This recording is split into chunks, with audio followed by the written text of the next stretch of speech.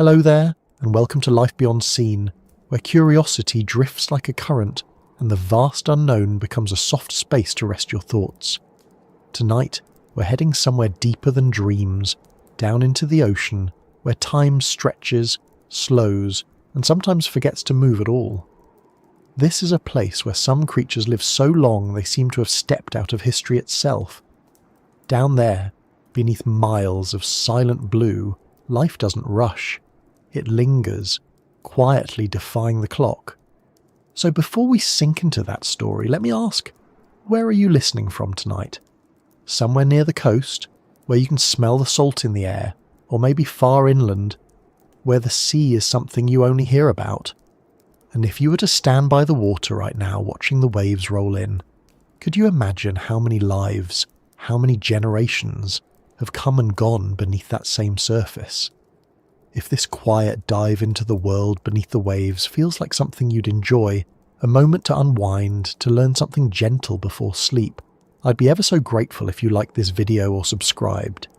It helps this little corner of calm find others who might need it too, because tonight, we're not just talking about the ocean, we're exploring the lives that outlast us all. The beings that measure time not in days or years, but in centuries, maybe even longer. So take a breath, slow your thoughts, and let's begin to descend. The sea waits patiently. It always has. The ocean is old, not in the way that mountains are old, crumbling slowly over eons, but in a living way, constantly moving, constantly remade, yet still ancient. Its depths are full of things that seem impossible. Transparent bodies that glow like lanterns, fish with eyes that see in darkness, creatures that haven't changed in hundreds of millions of years. And somewhere among them are the long livers, the quiet masters of endurance, who've learned that in the deep, time isn't something to beat, it's something to drift with. What does it mean to live a long time? For us it's often a number, an age, a record to be broken. But in the sea, longevity isn't a prize or a pursuit. It's a byproduct of patience, of cold, of darkness, of balance. Some of these creatures have lifespans so vast that they make our sense of time look almost impatient. Imagine a being that was alive before your grandparents' grandparents were born. Imagine it still gliding silently through the same current, unchanged, unnoticed. Somewhere in the cold black near Greenland, there's a shark that might have seen the birth of the modern world and watched it drift by like a slow ship. Somewhere under the North Atlantic seabed, there's a clam whose growth rings remember kings and revolutions, and somewhere near the edges of the tropics, there are colonies of coral that have been living and dying and rebuilding themselves for tens of thousands of years, never as individuals but as continuations of something collective and ongoing. The ocean holds these stories quietly. It doesn't brag about them. There's no celebration when a creature crosses its 100th year. There's no recognition when one simply keeps living, year after year, current after current. Longevity in the sea isn't about triumph. It's about adaptation. Everything that lives long underwater has learned how to slow down, how to waste nothing, how to exist in a place where energy is scarce and movement comes at a cost. In that slowness, in that stillness, time stretches. When you think about it, the ocean is the perfect cradle for long life. Down in the cold, metabolism slows, heartbeats become infrequent, breaths are drawn out, and growth becomes a decades-long whisper. The deeper you go, the less changes. There are no seasons in the abyss, no sudden storms or droughts, no heat waves or freezing winds. Just a stable, unchanging world where survival depends on consistency, not speed. It's a world built for longevity, though few ever see it. The creatures that thrive there seem almost mythic when you first hear about them. A jellyfish that can start its life over again, a shark that might live for 500 years, a clam that outlasted empires, coral that grows slowly enough to see continents shift. Yet all of them are real, quietly existing while we rush through our brief decades. Their lives raise questions that reach beyond biology. What does it mean to live that long? Does awareness stretch with time, or does existence become something simpler, less conscious, more elemental? Can something so ancient even experience the passing of years the way we do? Or does time blur into a single, endless present, as steady as the tide? If the ocean teaches anything, it's that endurance doesn't come from fighting against change, but from flowing with it. Down there, survival isn't about dominance, it's about equilibrium. A Greenland shark, for instance, doesn't chase its prey at great speed. It doesn't need to. It drifts through freezing black water, conserving energy, waiting, patient beyond comprehension. It eats rarely, moves slowly, and yet it endures. Centuries pass, civilizations rise and fall, and it continues its silent path, unaware that humans on the surface are busy trying to measure how long it's been doing so. That's part of the fascination.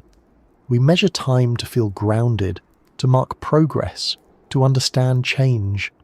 But these ocean creatures don't measure at all. Their existence unfolds without reference points, without anniversaries or milestones. There's something humbling about that, something that reminds us how small our schedules and clocks really are. A shark that lives for 400 or 500 years doesn't care about centuries. A clam that spends half a millennium buried in the seabed isn't aware of its age. And yet, in their continued presence, they become living timelines, biological record books holding data about centuries of ocean temperature, chemistry, and ecology within their very bodies. Maybe that's the real beauty of longevity in the ocean. It's not just survival, it's memory. Not the conscious kind we associate with thought, but the physical kind written into shells, bones, and tissues. Each layer of growth, each ring of calcium or collagen, records a moment in the planet's story. Long-living creatures become archives of stability and change, storytellers in slow motion. When scientists study them, they're not just learning about biology, they're reading the history of the sea itself, written 1 year at a time in flesh and shell. If you could sit at the bottom of the ocean and watch for centuries, you'd see the world above transform while down below almost nothing changes. The same currents would flow, the same deep-sea snow would fall, the same silence would hold steady. There's a kind of peace in that idea, a strange reassurance that somewhere, far beneath all our movement and noise, there are lives that continue quietly, unbothered by time. When we think about longevity, we often picture strength, something that endures because it's powerful or unbreakable. But in the ocean, the opposite is often true.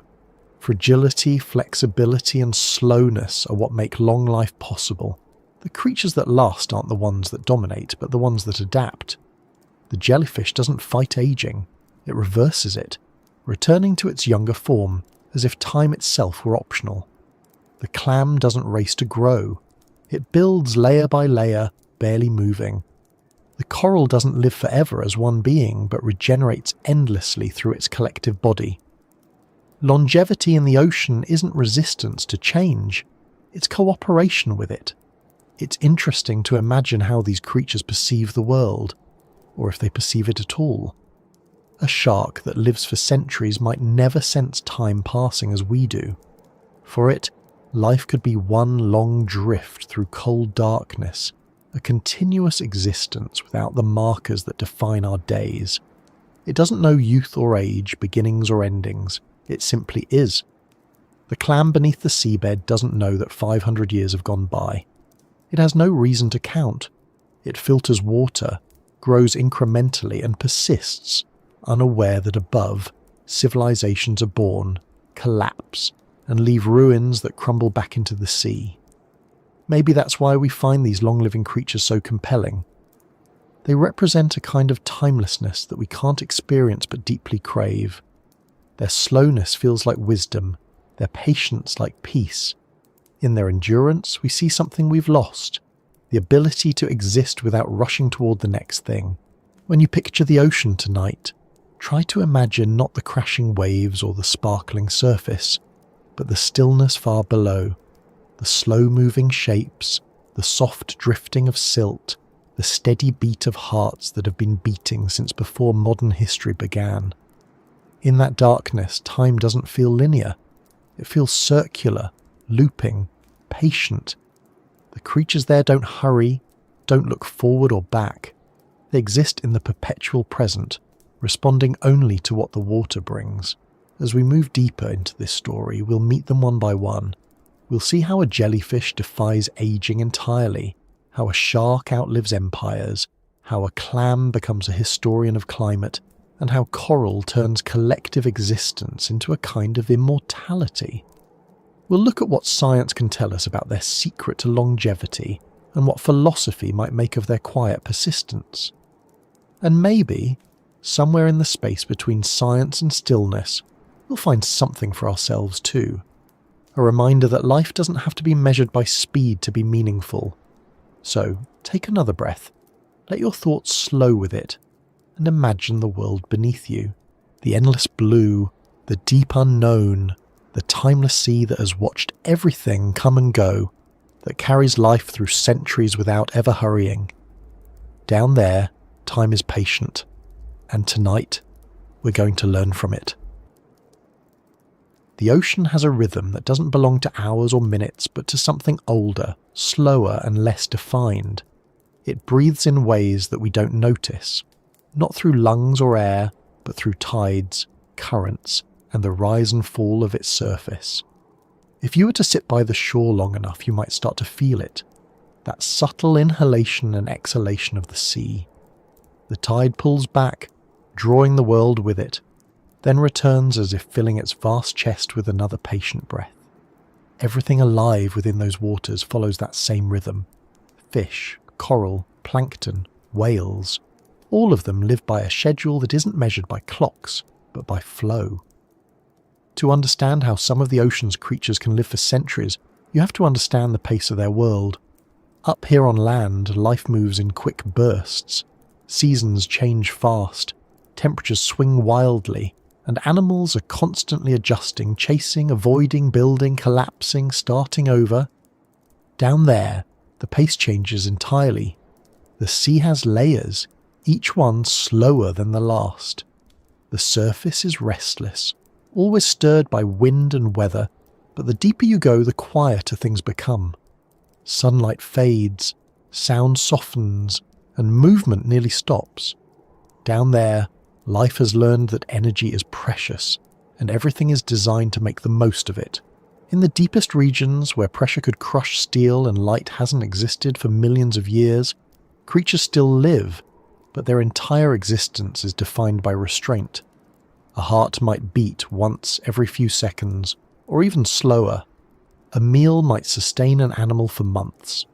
A single reproductive cycle might take decades. Growth happens in increments so small that they're invisible from one year to the next. It's not laziness, it's efficiency. In a world where energy is scarce, slowness becomes survival. And when everything slows down, time stretches. Scientists studying these deep-sea environments often describe them as energy deserts. But that phrase misses something. They're not lifeless, they're simply careful. Every organism down there has evolved to make use of whatever it can find, to live on minimal resources, to reuse and recycle endlessly.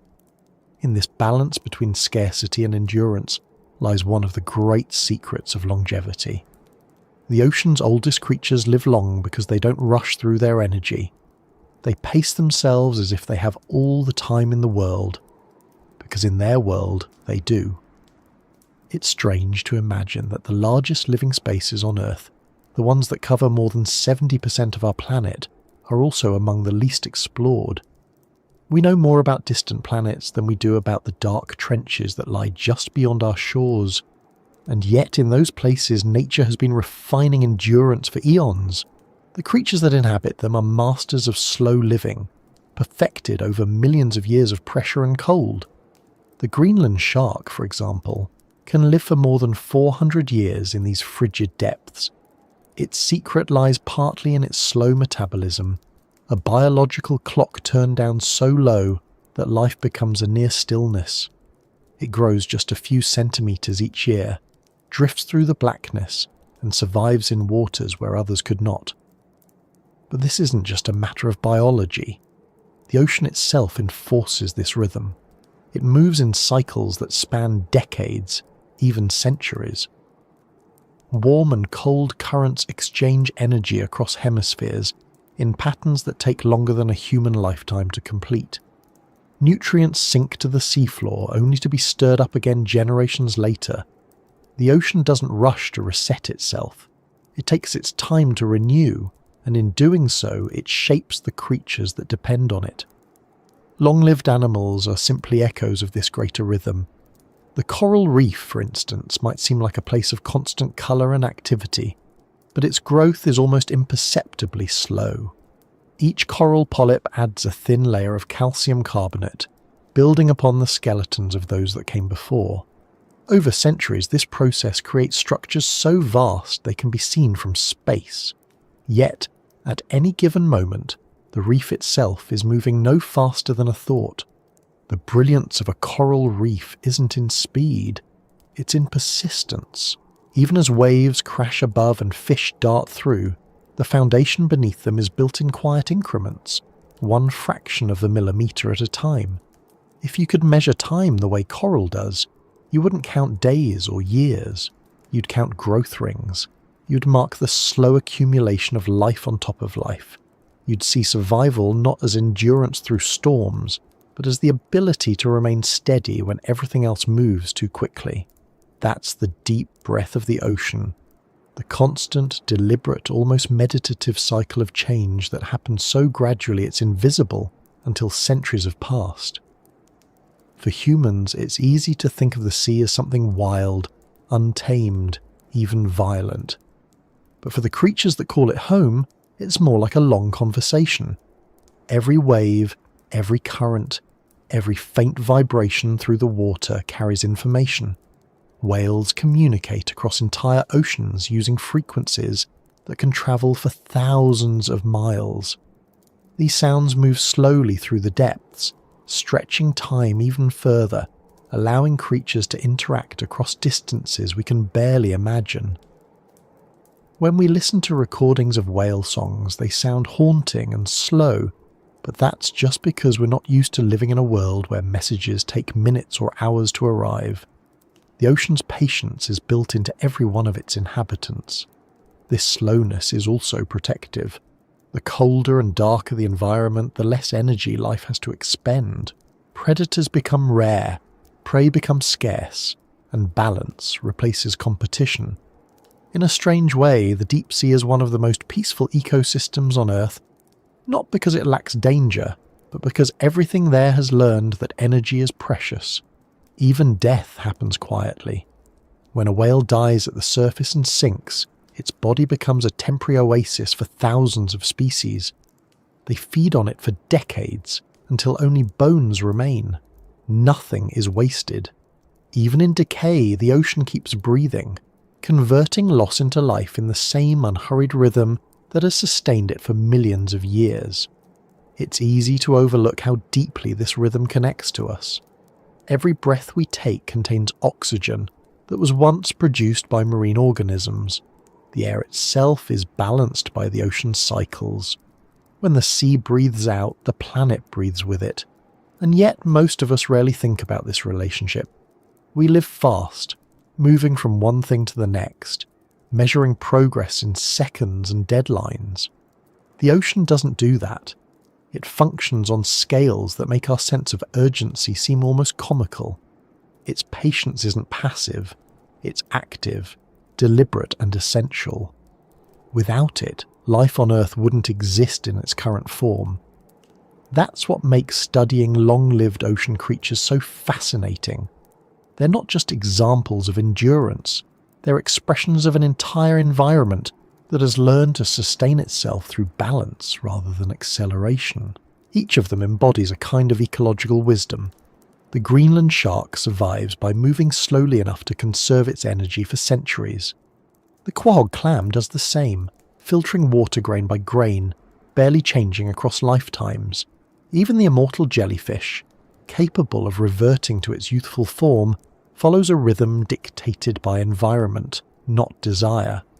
Its regeneration happens only when conditions demand it, as if the ocean itself decides when rebirth is allowed. The more you look at the deep, the clearer it becomes that longevity is never an accident. It's an adaptation, a survival strategy, and perhaps a reflection of the ocean's own long memory. Scientists studying deep-sea sediments find chemical traces that tell stories millions of years old. Each layer reveals a past world, different temperatures, different atmospheres, different species, and yet, through all of it, the ocean has remained constant enough for life to continue. The oldest marine creatures are simply living continuations of that memory, like threads in a fabric that never stops weaving itself. It's worth wondering what time feels like to something that lives in such constancy. Imagine a clam that's been alive since before electricity was invented. Does it experience change at all, or does it exist in a world so uniform that every day feels the same? Perhaps awareness doesn't matter. Perhaps longevity in the sea isn't about experience but presence, the ability to remain a part of the system for as long as the system allows. Humans might find that notion dull, but the ocean doesn't measure life by excitement. It measures it by participation. Everything has its role, its pace, its contribution to the flow. When you zoom out far enough, the ocean itself seems alive in the same way. Its circulation patterns act like veins, carrying nutrients and heat around the globe. Its surface pulses with tides, driven by the moon, a kind of heartbeat that never stops. Its depths store ancient water that hasn't seen the surface in thousands of years. If you could watch all of this from above and speed up time by 1,000,000-fold, the planet would look like a living organism, breathing through the ocean, moving energy in perfect cycles. The creatures that live longest are simply the ones that have synced with that pulse most completely. That deep breath, the slow exchange between surface and depth, between light and dark, creates a kind of order. It's what stabilizes climate, nurtures ecosystems, and gives rise to the possibility of life itself. It also gives the long-lived species their rhythm. They don't resist the ocean's movement, they ride it. Their internal clocks are wound not by sunlight or temperature changes, but by the gradual patterns of the sea. A coral's reproduction may align with the lunar cycle. A whale's migration might follow ancient current pathways. Everything is timed to something larger. When researchers tag whales and track their movements over decades, they discover routes that repeat generation after generation. It's as if memory itself is carried through the water. Young whales inherit ancient paths guided by instincts older than human civilization. Those same currents shape the journeys of sea turtles, eels, and countless other species. Time in the ocean isn't just long, it's continuous. Each generation is connected to the last, not just by genetics, but by geography, by rhythm, by the ocean's own slow pulse. The creatures we'll meet as this story unfolds are products of that continuity. They aren't anomalies or miracles, they're natural results of an environment that rewards stillness and punishes haste. In that sense, the ocean is a mirror. It shows us what life can be when it stops racing. It shows us that endurance comes not from fighting the current, but from understanding it. If you were to stand on a shoreline right now and look out, you'd see only the surface. Waves, foam, maybe a passing ship. But beneath that, invisible to you, is an entire world moving in slow motion. The deeper you imagine yourself going, the quieter it gets. Colours fade, sounds stretch, and temperature drops until you can feel time itself thinning out. Every metre down is a step away from the rush of life above. Down there, everything breathes differently. Even the smallest creature is tuned to the same long inhale and exhale that has defined the ocean since before there were names for anything. And so, as we continue our descent, we're not just exploring longevity. We're entering a way of life defined by rhythm and patience. The sea has been taking these slow breaths since the planet began. Within them live beings that have mastered the art of lasting. They remind us that life doesn't always move forward in leaps. Sometimes it drifts. Sometimes it rests. And sometimes it simply endures, quietly, beautifully, for longer than we can comprehend. When you drift far enough beneath the surface, you reach a place where sound moves differently. The water doesn't carry noise the way air does. It bends it, stretches it, muffles it into something softer. Down there, the world speaks in low frequencies, long vibrations that roll like distant thunder. These are the ocean's whispers, the quiet murmurings of a world that's been talking to itself for billions of years. To listen is to hear time itself moving slowly, echoing through flesh and shell and bone. In those depths, life has always been ancient. The ocean is where the story of every living thing began, and some of its inhabitants still bear the echoes of that beginning. Their bodies look strange to us because they were never meant to evolve for eyes like ours. Some glow faintly with bioluminescent light, their colours invisible at the surface. Some drift in transparent forms, almost invisible except when they catch the faintest glint of a passing current. Others are heavy and armoured, built to endure the weight of 1,000 atmospheres. All of them share something we've nearly forgotten how to do. They move slowly enough to last. The deep sea isn't new, it's not even young. It's ancient beyond measure, a place that has remained largely unchanged while continents split and reformed.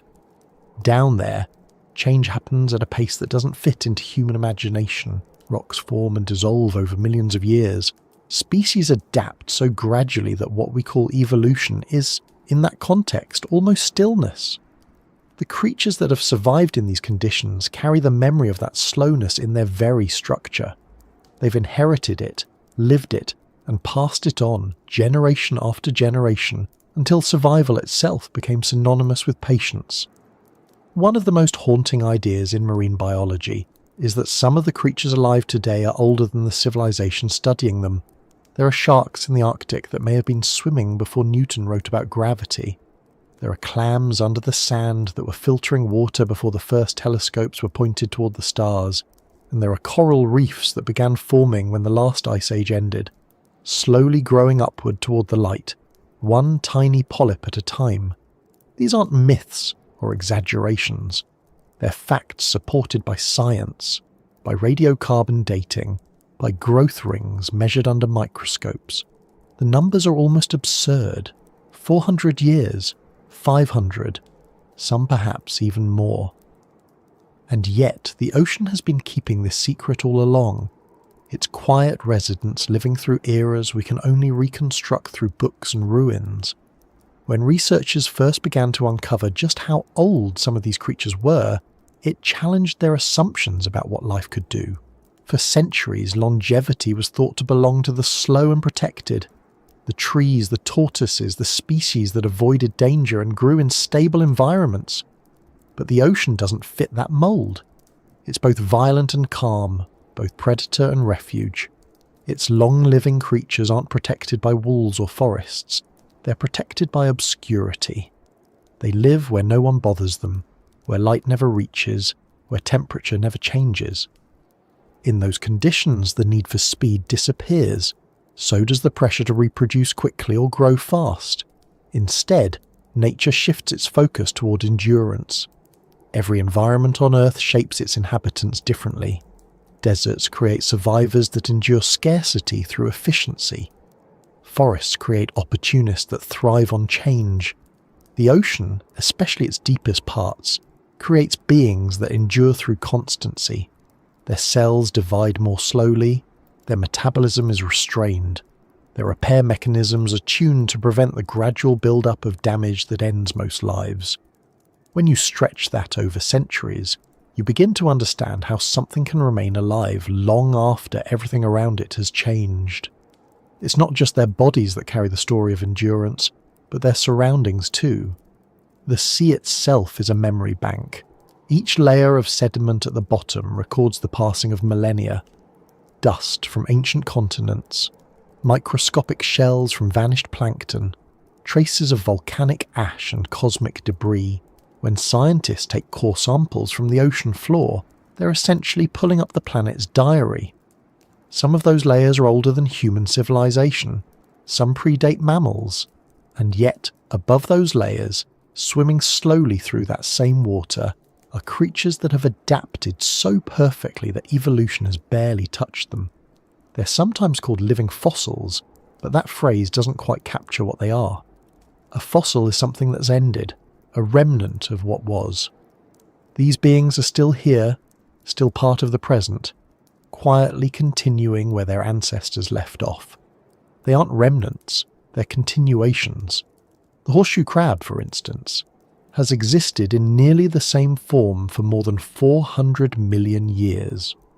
Its blue blood, used by scientists to test medical equipment for contamination, contains compounds so effective that modern technology still relies on them.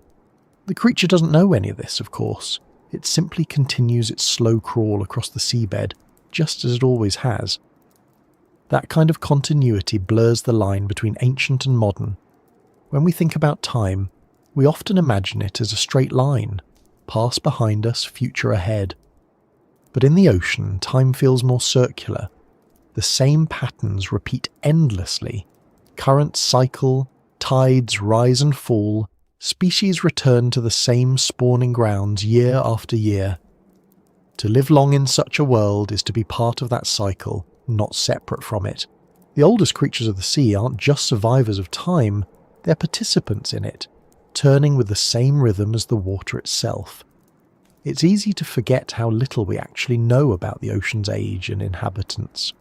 Most of its species remain undiscovered. New ones are found every year, sometimes in the most unexpected places. A vent spewing hot minerals on the seafloor, a cave hidden beneath ice, a trench so deep that sunlight has never touched it. Some of these discoveries reveal organisms with lifespans so extended that we have no real frame of reference for them. For humans, 100 years feels monumental. For a Greenland shark, it might be early adulthood.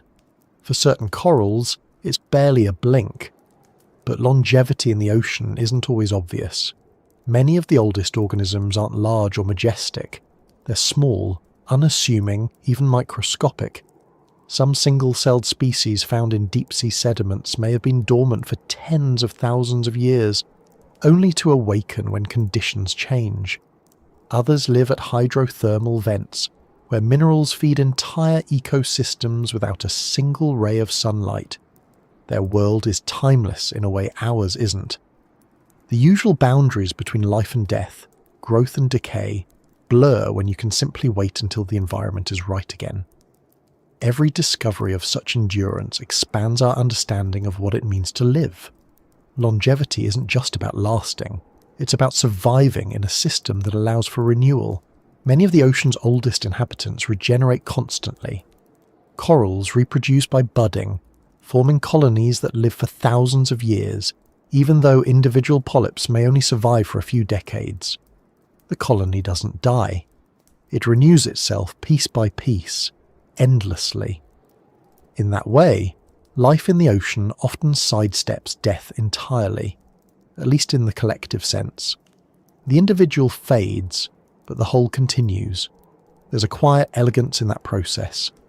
While we tend to see death as an ending, the ocean treats it more like recycling. Organic matter falls, decomposes, and becomes the building block for something else. A whale's body becomes a deep-sea ecosystem. A coral polyp's skeleton becomes the foundation for new life. Even the water itself is ancient, constantly moving through cycles of evaporation, condensation, and return, but always the same molecules, endlessly reused. Nothing in the sea is ever truly lost. It just changes form. This continuity gives the ocean its wisdom, though it's not a conscious kind. It's the wisdom of systems that have balanced themselves over millions of years. When we look at long-lived species, we're not just looking at biological curiosities. We're looking at the results of perfect adaptation to an environment that rewards patience. The jellyfish that can revert to its youthful stage, the shark that ages at a pace slower than history itself, the clam that counts centuries in the rings of its shell. They're all reminders that the ocean operates on timescales far beyond our own. And yet, there's fragility in that endurance. The same slowness that grants these creatures their longevity also makes them vulnerable to rapid change. A coral reef that took 10,000 years to grow can bleach and die in a single summer of warm water. A shark that takes centuries to mature can't quickly recover from overfishing. The deep sea, though ancient, isn't invincible. It endures only when the world above it changes at a manageable pace. When that balance breaks, even the oldest lives can fade quickly. It's humbling to realize how dependent these ancient beings are on stability. We often imagine the ocean as something vast enough to absorb anything we throw at it, but its oldest residents tell a different story. They've survived ice ages, shifting continents, and natural upheavals, but they struggle with the speed of modern change. Pollution, temperature rise, acidification. These aren't gradual forces.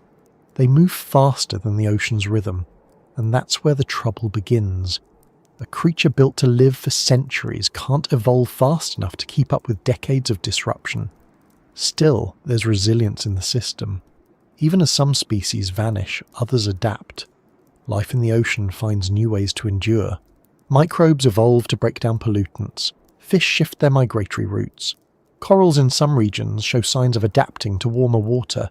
The whisper of ancient endurance isn't gone. It's changing form just as it always has. The ocean remembers how to recover, though it takes time. Time that stretches beyond our patience but fits perfectly within its own. When we study these long-lived creatures, we're not just satisfying curiosity about age. We're looking at models of sustainability that nature perfected long before we existed. Every slow heartbeat, every year added to a clam's shell, every coral polyp replacing the last, all speak to an understanding of balance that we could learn from. They don't take more than they need. They don't hurry. They live within the rhythm of what's available. That's not just biology. It's a philosophy, one written in waves instead of words. The ocean has always whispered these lessons, though few have listened carefully enough to hear. It tells us that survival isn't about outpacing the world, but about finding a pace that fits within it. It shows us that life can last not by resisting change, but by integrating it slowly, gracefully, one small adjustment at a time. And it reminds us, in its long, quiet way, that longevity without harmony doesn't last long.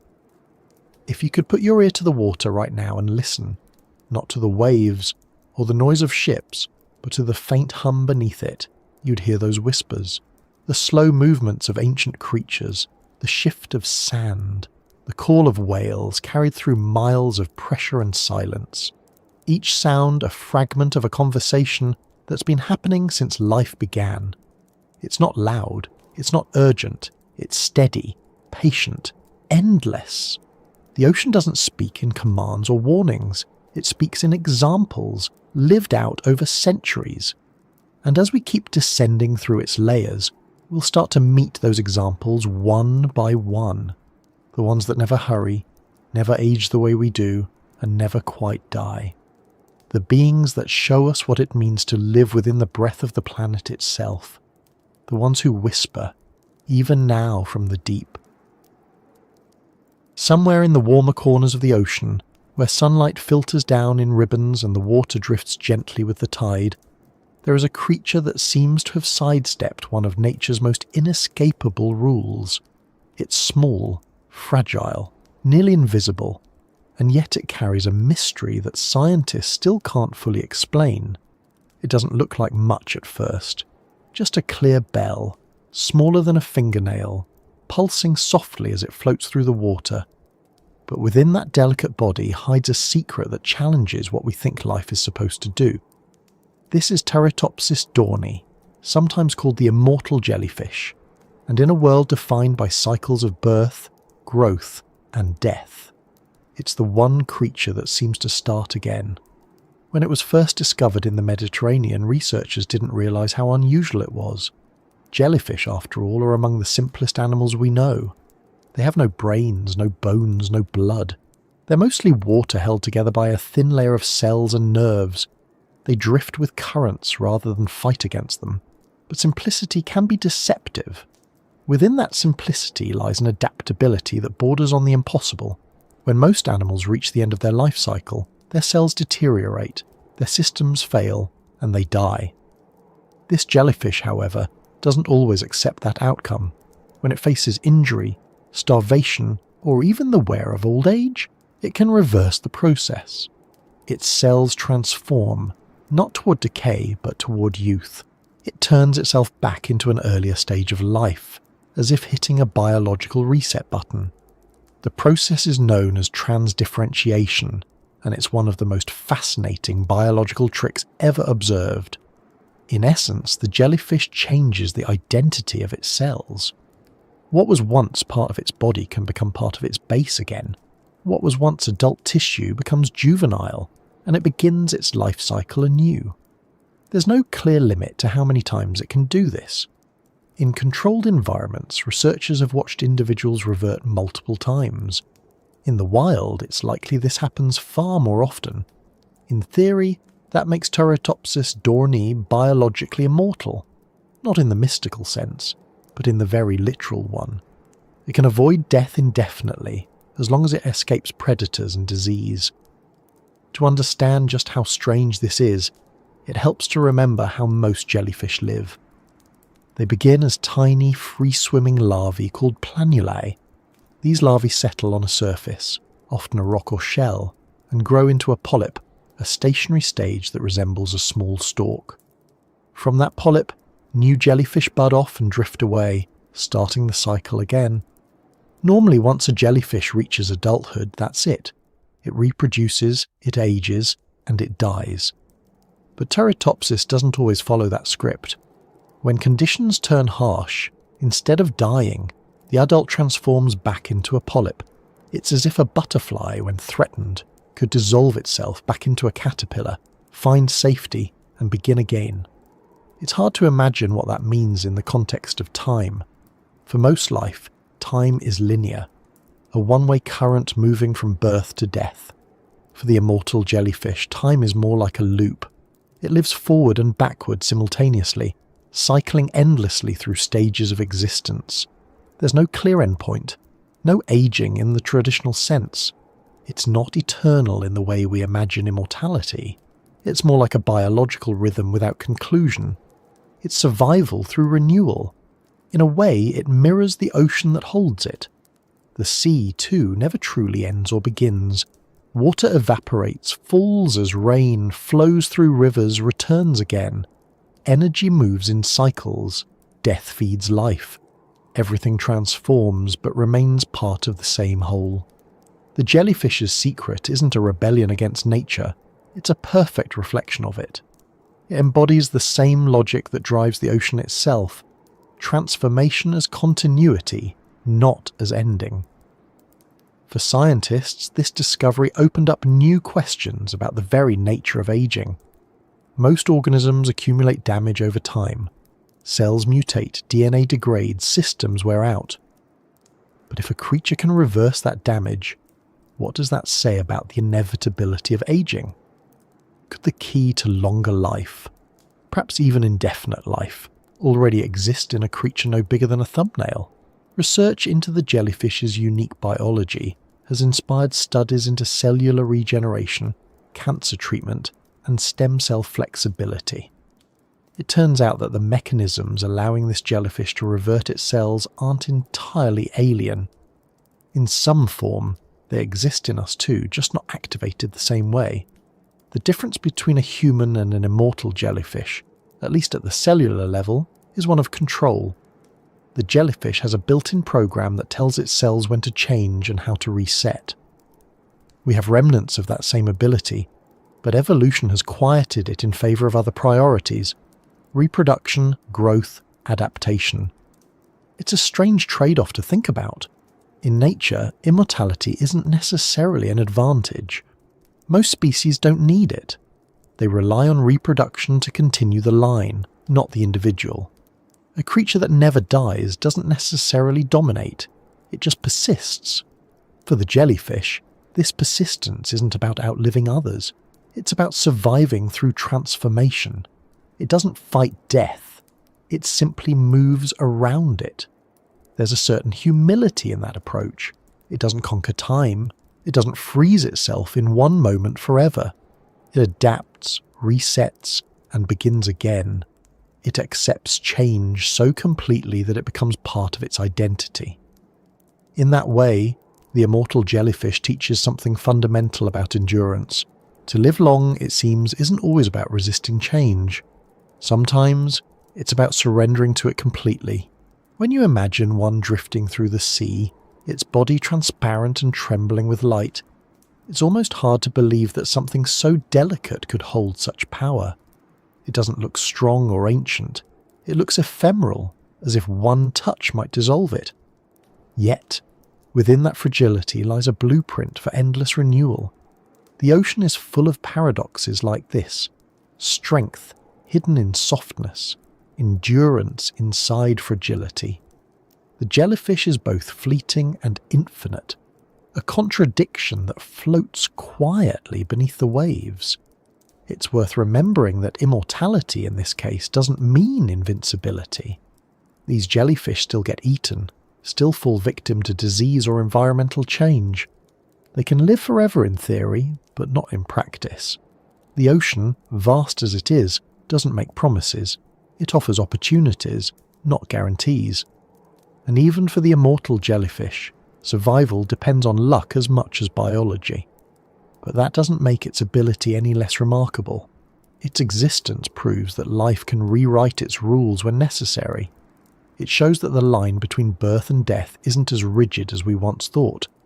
In a sense, the jellyfish's immortality is less about living forever and more about never truly dying.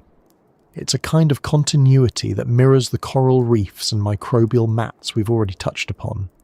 The individual dissolves, but the pattern persists. Life, in all its forms, seems determined to keep itself going, whether through reproduction, regeneration, or repetition. The immortal jellyfish just takes that idea to its purest extreme. It doesn't pass on its genes to another generation. It recycles itself entirely. That makes it not just a biological curiosity, but a kind of philosophical one. It forces us to reconsider what it means to live. If a creature can erase its own timeline, what does that say about the meaning of longevity? We often associate long life with memory, with the accumulation of experience, wisdom, history. But the jellyfish doesn't remember. It doesn't learn or reflect. It just continues. It exists outside of what we understand as consciousness, in a perpetual present, repeating itself indefinitely. Its immortality isn't a triumph of intelligence, but of design. It endures because it doesn't question its purpose. Perhaps that's part of why it fascinates us so deeply. It represents something we can't achieve, not because it's impossible, but because it defies the way we define life's value. We measure existence in stories, in beginnings and endings, in arcs that give meaning to time. A life without an ending unsettles us. It feels incomplete, unnatural. Yet, in nature there is nothing more natural than a cycle that repeats forever. The jellyfish embodies that cycle perfectly without hesitation or error. It lives, it transforms, it begins again, endlessly. For those studying the deep sea, discovering something like this is a reminder that our planet still holds mysteries that challenge everything we think we know. It's humbling to realize that in an age of genetic engineering and space exploration, one of the most extraordinary examples of biological resilience comes from a tiny, transparent creature floating quietly near the coast. It doesn't build, it doesn't fight, it doesn't think, and yet it solved one of life's oldest puzzles. Its existence also adds another layer to our understanding of the ocean's role in shaping the rules of life. The sea has always been a place of experimentation, where evolution tests its boundaries. It's where complex life first appeared, where organisms learn to reproduce, regenerate, and adapt. The immortal jellyfish is just one outcome of billions of years of those experiments. It's a reminder that in the vast, unpredictable history of the planet, life has always been looking for ways to continue no matter the form. If you were to drift alongside one of these jellyfish, you might not even notice it. It would move with the current, its movements barely perceptible, its translucent body blending with the water. It doesn't seek attention, and yet, in its quiet persistence, it embodies one of the greatest mysteries of biology. Perhaps that's what makes it so compelling, the contrast between its simplicity and the enormity of what it represents. It's as if the ocean, in all its wisdom, chose the humblest form possible to demonstrate its most profound truth, that life, when left to its own rhythm, will always find a way to begin again. Even now, scientists are still uncovering the genetic and molecular mechanisms behind this process. Each discovery leads to more questions than answers. Could similar principles be used to slow human aging? Can we learn from a creature that knows how to undo time at the cellular level? The research is ongoing, but the jellyfish itself doesn't wait for understanding.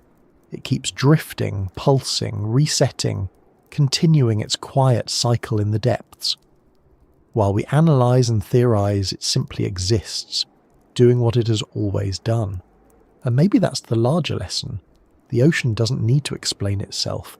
Its inhabitants don't strive for meaning or legacy.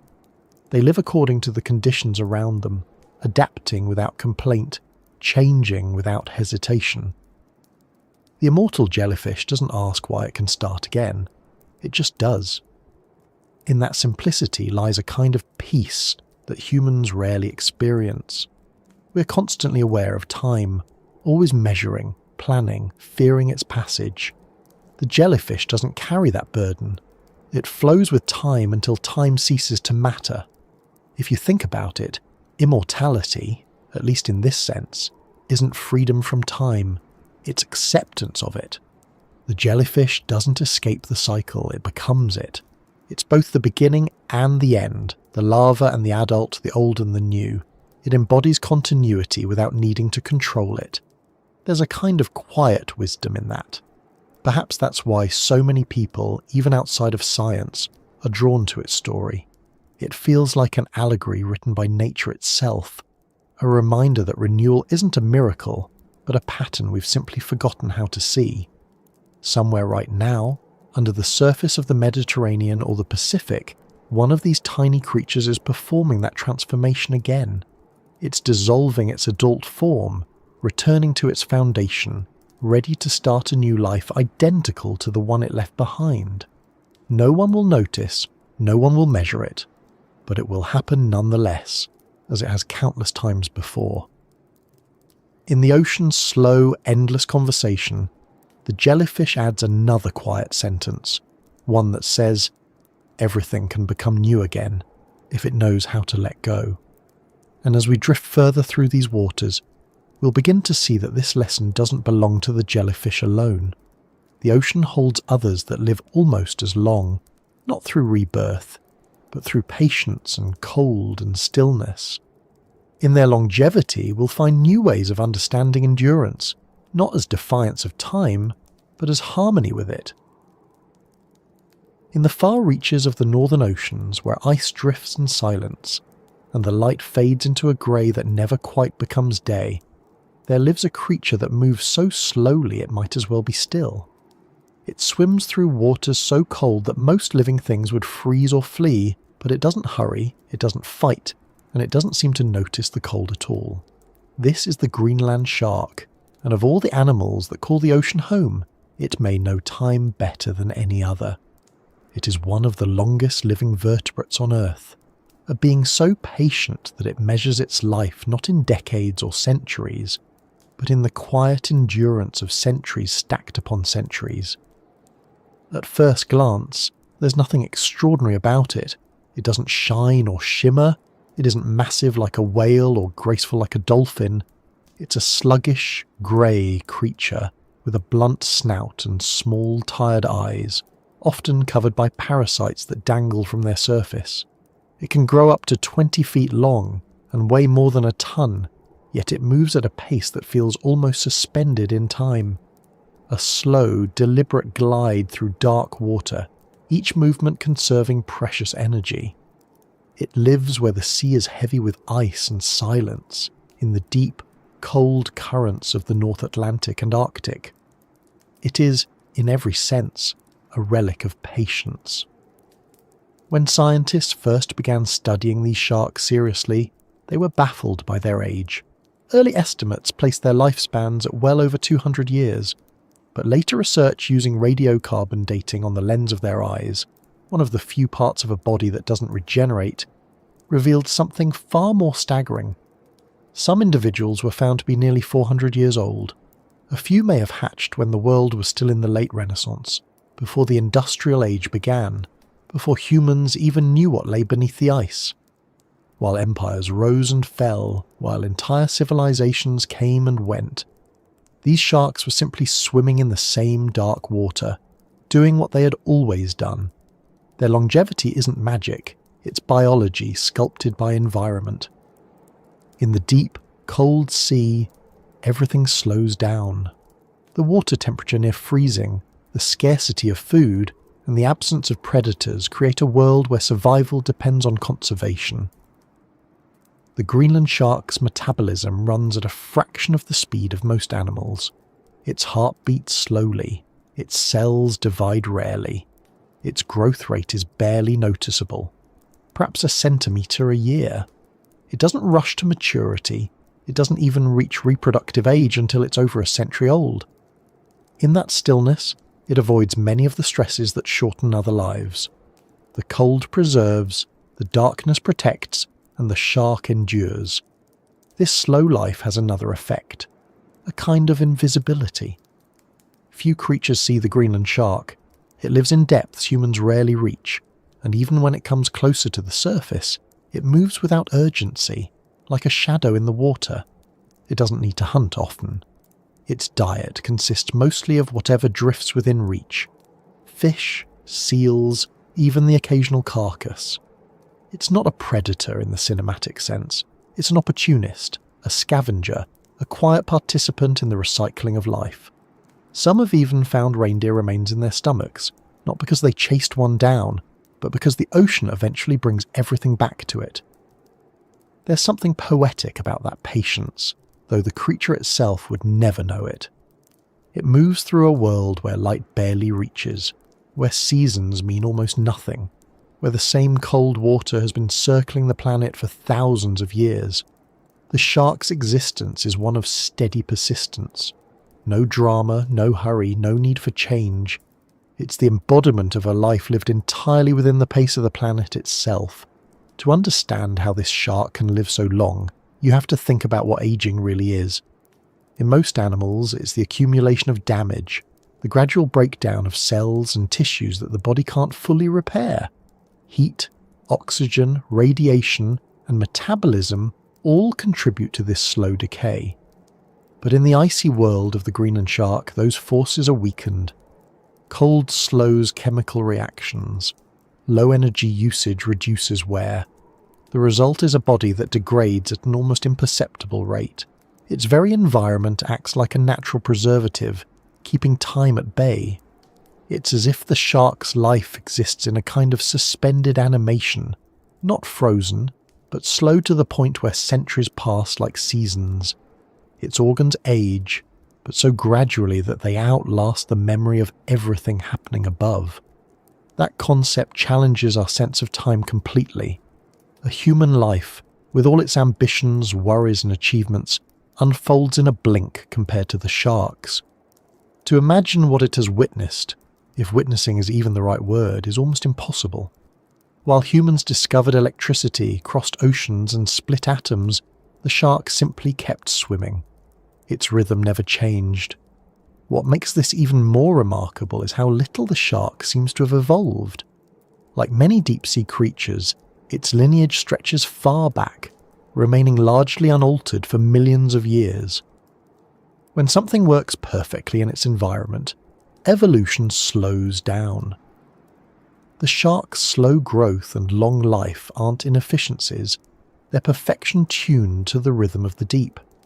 Every adaptation, from its cold-tolerant enzymes to its sluggish metabolism, is a response to scarcity and stillness.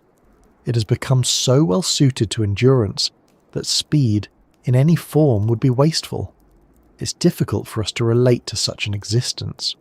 We live in constant acceleration, measuring life by productivity, by progress, by deadlines. The Greenland shark's world has no such metrics. It lives in continuous present tense. It doesn't race toward a goal, doesn't anticipate, doesn't remember in the way we do. Its existence is stripped down to its simplest function, persistence. To live long enough to reproduce, to keep moving, to remain part of the cycle. That simplicity, though, hides an astonishing resilience. The shark's tissues contain compounds, like trimethylamine oxide, or TMAO, that allow it to function at freezing temperatures and under immense pressure.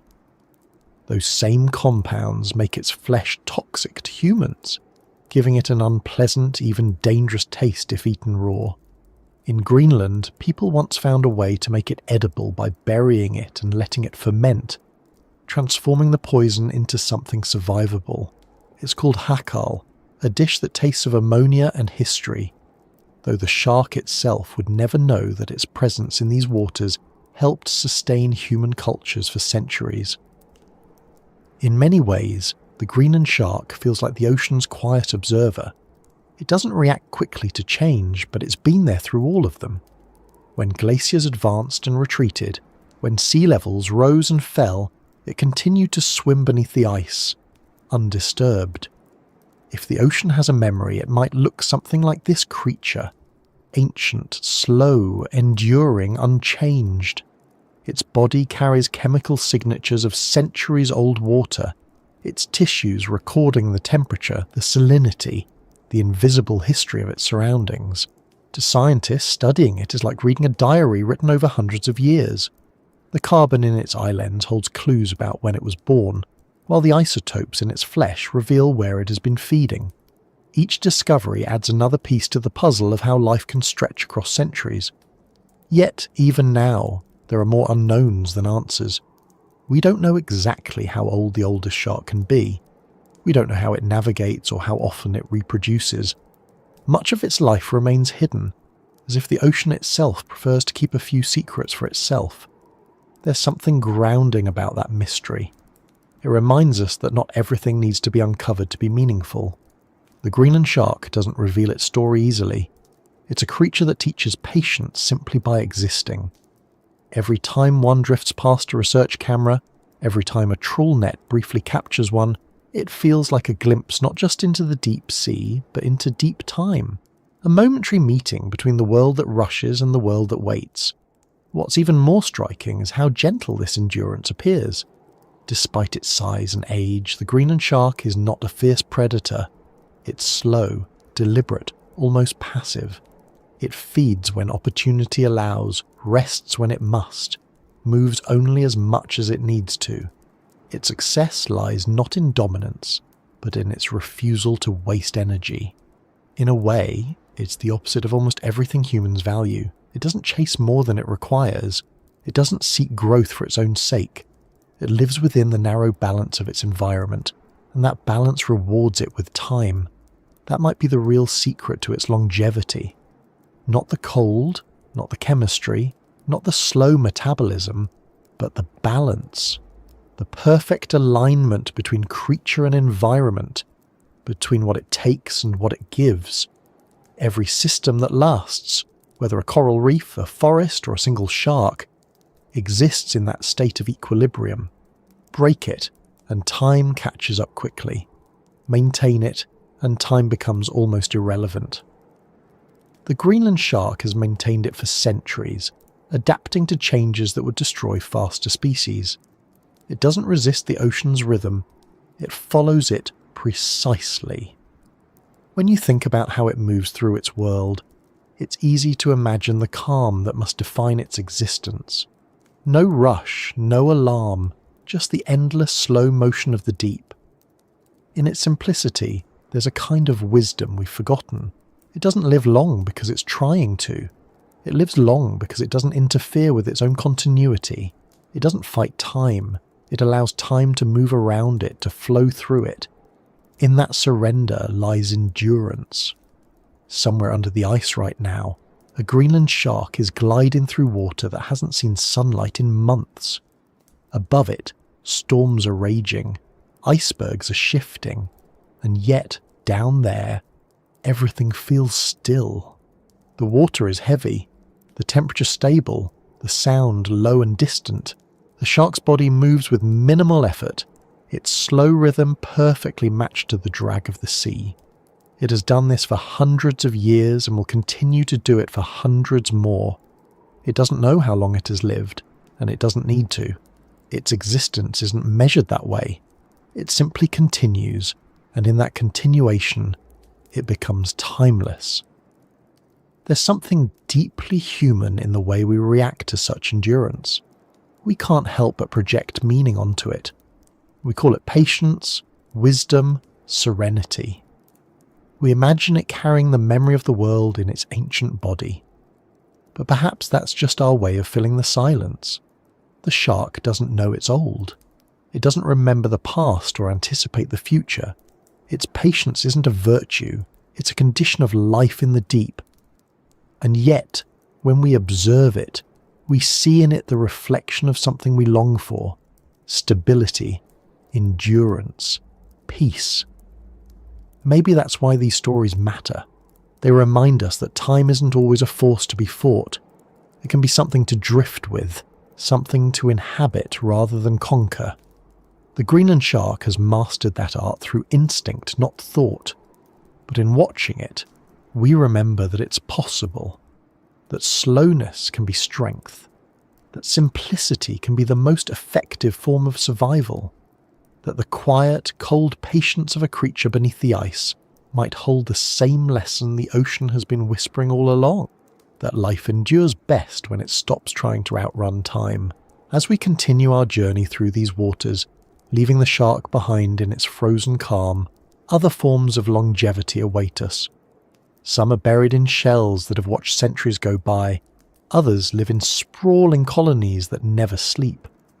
The ocean is full of them, different faces of endurance, different expressions of the same idea. The Greenland shark may be the oldest of them all, but it's only one verse in the ocean's long story of time.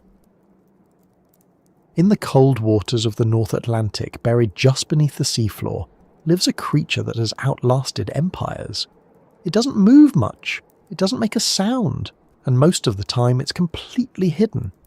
Its shell looks like any other clam's, plain and unassuming, coated in grains of sand and bits of silt. But within that shell, sealed away from the noise of the surface world, is one of the longest lives ever recorded on Earth. The ocean quahog, a modest bivalve no bigger than a human hand, can live for centuries. Some have been found to be more than 500 years old. When one of these clams was dredged up near Iceland in 2006, researchers named it Ming because it had been alive during the Ming dynasty, long before electricity, before engines, before telescopes saw beyond our atmosphere. It had been filtering water at the bottom of the sea while the world changed above, unaware that time itself had been quietly passing by. What makes this unremarkable-looking animal so extraordinary isn't just its age, but the simplicity of how it survives. The ocean quahog spends almost its entire existence half buried in sediment, with only its siphons exposed. Through these narrow tubes it draws in water, filters out tiny food particles, plankton, organic debris, and releases the rest. It doesn't chase prey or flee from predators. It doesn't travel or hunt. Its world is small, defined by the slow rhythm of the tide and the gentle flow of cold water above, and yet in that stillness, it achieves something nearly every other creature fails to do. It persists, quietly, steadily, far beyond the span of most known lives.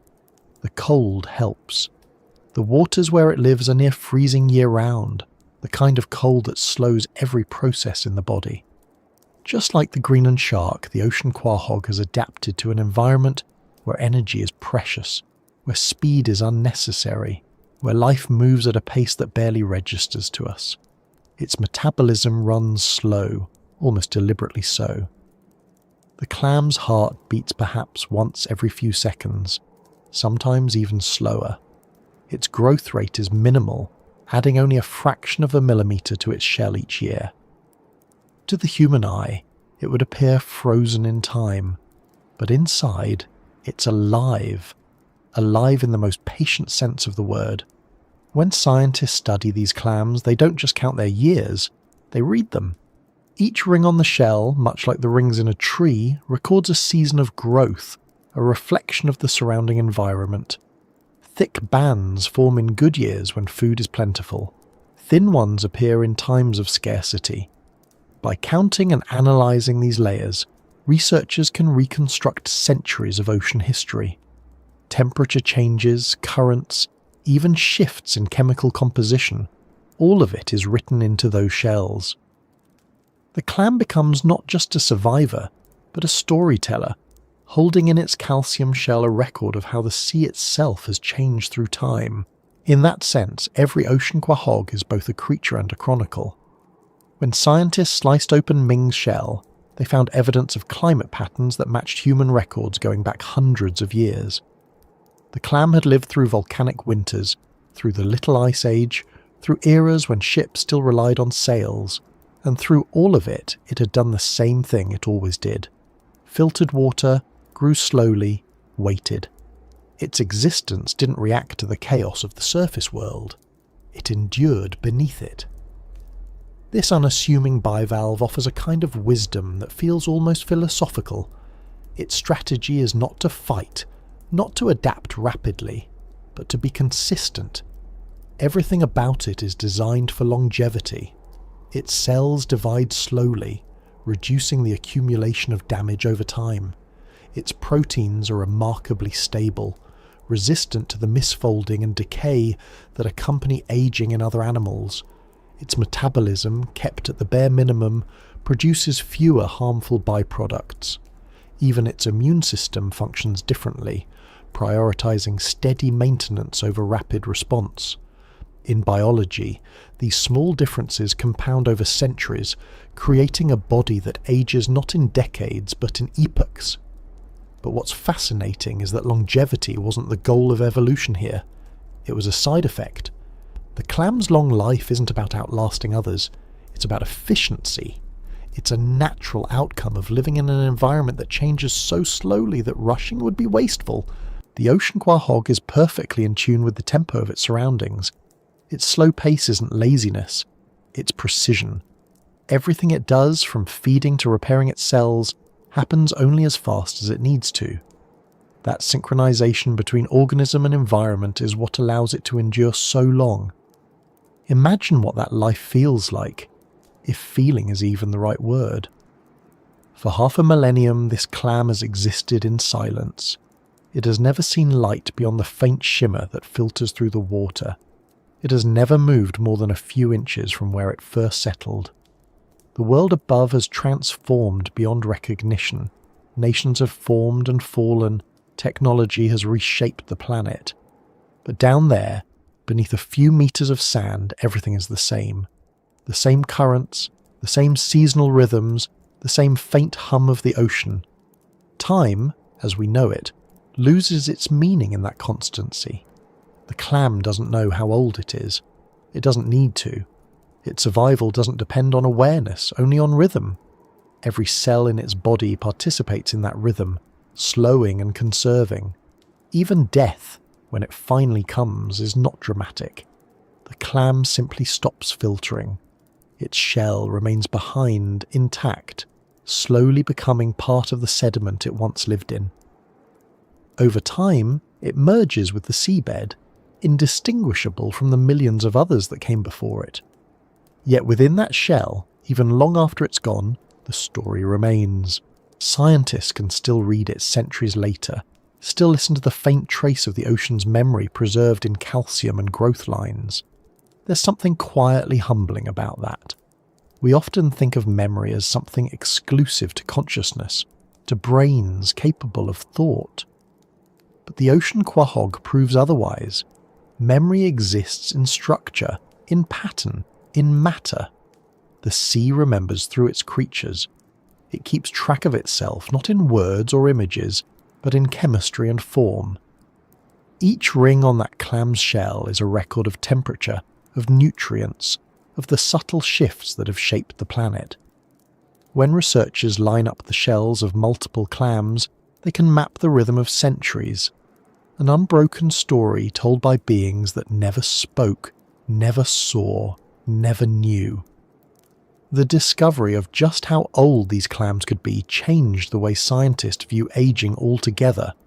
Before that, longevity was thought to belong mostly to large, complex creatures, whales, turtles, humans. But here was a small, simple animal that had quietly surpassed them all. Its long life wasn't the result of complexity but simplicity. Its strategy wasn't to evolve intelligence or mobility but stability. It had found a way to make slowness a form of strength. In a world driven by speed, it's difficult to imagine a life built on stillness. But that's the paradox of endurance. The longer something lasts, the less it tends to change. The clam doesn't chase novelty. It exists in a closed loop of repetition, the same actions performed thousands of times over centuries. There's a kind of beauty in that monotony, the same beauty found in the ocean itself, the endless repetition of waves, tides, and currents that never tire of returning. The clam's life is an echo of that larger pattern, a microcosm of the sea's own patience. If you could watch one from the moment it was born, the changes would be almost imperceptible. The tiny larva drifting in the plankton would eventually settle on the seafloor, anchoring itself to sand or gravel. Over the years, its shell would grow thicker, its rings accumulating like the pages of a book being written one line at a time. Decade after decade, it would continue filtering, building, enduring. Storms might pass above, but they wouldn't reach it. The ice might advance and retreat. The climate might warm and cool, but the clam would remain, part of a continuity that ignores human time completely. When you consider how many of them exist across the seafloor, it becomes clear that the ocean is covered in history. Millions of these tiny archivists, each one holding a fragment of Earth's story within its shell. They aren't aware of their role, but collectively they form one of the most detailed natural records we have. Long after human archives fade or decay, their shells will still be there, buried under layers of sand, holding the imprint of a world that changed far slower than we remember it. The longevity of the ocean quahog also raises another question. What does aging mean when time itself is almost irrelevant? For creatures like this, aging isn't decline, it's simply continuation. The processes that define aging in humans, cellular damage, metabolic stress, disease, happen so slowly that they barely register. Aging for the quahog is just life. There's no fear of an end, no anticipation of death. Its existence isn't defined by duration, but by consistency. In that sense, its life is as close to timelessness as biology allows. Even now, scientists are studying its genome to uncover the molecular keys to that longevity. They've found that its cells are remarkably efficient at maintaining proteins and preventing oxidative stress. Some of its genetic traits resemble those in other long-lived species, like the bowhead whale and the naked mole rat, both known for their resistance to aging. But in the clam, these adaptations seem even more pronounced. It's as though nature, in the quiet cold of the sea, perfected the art of maintenance. No grand complexity, no reinvention, just steady, faithful repair. What's striking is how this biological success story is hidden behind such ordinariness. The ocean quahog doesn't look ancient. It doesn't carry the weight of its years in any visible way. To anyone who finds it, it's just another shell, another piece of the sea floor. Its greatness is invisible, its age unknowable without careful study. That invisibility mirrors the ocean itself, vast, silent, full of secrets that only patience can reveal. In the end, the story of this clam is not about immortality, but about endurance through balance. It doesn't resist time, it harmonizes with it. It doesn't seek to outlive others. It simply doesn't waste the gift of stability it's been given. Every part of its life, its slow metabolism, its simple structure, its stillness, exists in service of continuity. That's why it can live so long. It's not a rebellion against decay. It's an understanding of how to coexist with it. Somewhere beneath the grey waters of the North Atlantic right now, there are thousands of them, quietly filtering, growing, adding another thin ring to their shells. They don't know the meaning of years or centuries. They just continue, as they always have. Each one is a tiny echo of the ocean's patience, a small reminder that longevity doesn't always come from striving. It can come from being perfectly in sync with the world around you. As we move onward through this slow descent into the lives of Earth's oldest beings, the clam's lesson remains behind us like a faint trail in the sand. That endurance doesn't need motion, that time can be kept not by counting but by being, and that the ocean remembers everything, even through creatures too humble to realize it. Ahead, other ancient lives await, living not beneath sand but woven into stone and colour, building vast underwater structures that hold their own quiet records of centuries. Beneath the warm shallows of tropical seas, where sunlight filters through water like liquid glass, there lies a city that never sleeps. It doesn't glitter with lights or pulse with machinery, but it's alive with the constant rhythm of creation. Every surface is busy, every crevice inhabited. Tiny builders work without pause, adding to walls and towers that have stood for thousands of years. To the casual eye, it might look like stone, solid, unmoving, ancient. But that stillness is an illusion. What you're looking at is life layered upon life, a structure made from the slow labour of countless small creatures. It is the coral reef, one of the oldest and most enduring communities on the planet, a place where time moves through growth and renewal rather than decay.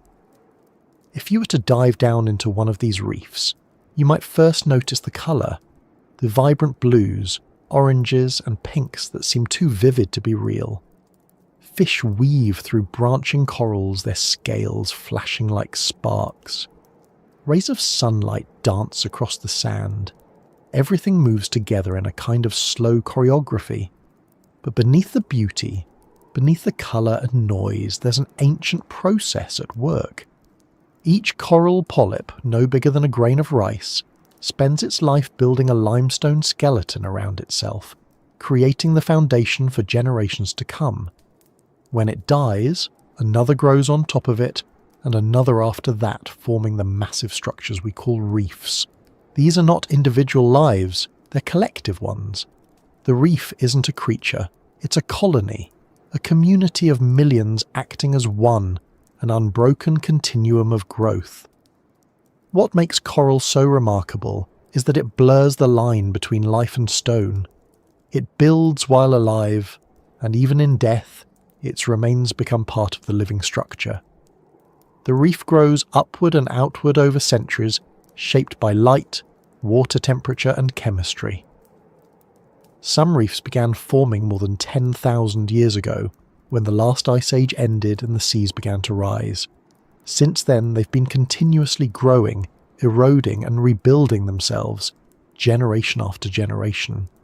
To think about that kind of continuity is to think in a different kind of time. A time not measured in days or years, but in cycles of renewal. The Great Barrier Reef, for example, stretches for more than 400 miles along the coast of Australia. It's visible from space, vast enough to be compared to a living continent. But even the smallest coral reefs share its same essence. They're ecosystems built on patience and repetition, structures that tell the story of slow persistence. Each coral polyp lives for only a few years, maybe a decade at most, but its skeleton remains for centuries, layered with those of its descendants. The result is an immortal architecture, constantly regenerating, never entirely new, never entirely old. It's easy to think of coral as delicate, and in many ways it is. It can bleach and die from heat, pollution or acidifying oceans. But what's often overlooked is just how resilient it can be when given time. Some reefs have recovered from massive disturbances, rebuilding themselves from fragments left behind. The same polyps that seem so fragile are capable of regeneration. Even a small piece can start a new colony. That resilience, hidden beneath apparent vulnerability, has allowed coral to persist for millennia, outlasting species, climates, and civilizations. To understand its endurance, you have to look closely at its design. Coral is a symbiosis, a partnership between the animal and the microscopic algae that live within its tissues. The algae, called zooxanthellae, provide food through photosynthesis, and in return the coral offers them shelter. Together they create the foundation for life in tropical seas. Without that partnership, neither could thrive. The coral's growth, its colour, its energy, all come from that invisible cooperation. It's a relationship that has lasted for millions of years, one that has shaped entire ecosystems. That relationship also explains why coral reefs are so ancient. It's not a single species that endures, it's a network of interdependence. Every creature on the reef, from the smallest shrimp to the largest fish, plays a role in maintaining the system. Grazers keep algae in check. Predators balance populations. Scavengers recycle nutrients.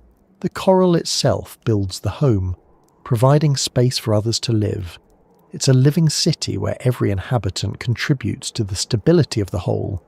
And like any city that lasts, it depends on balance. When you look at a coral reef, you're seeing more than beauty. You're looking at a time machine. Each layer of coral tells a story about the conditions in which it grew.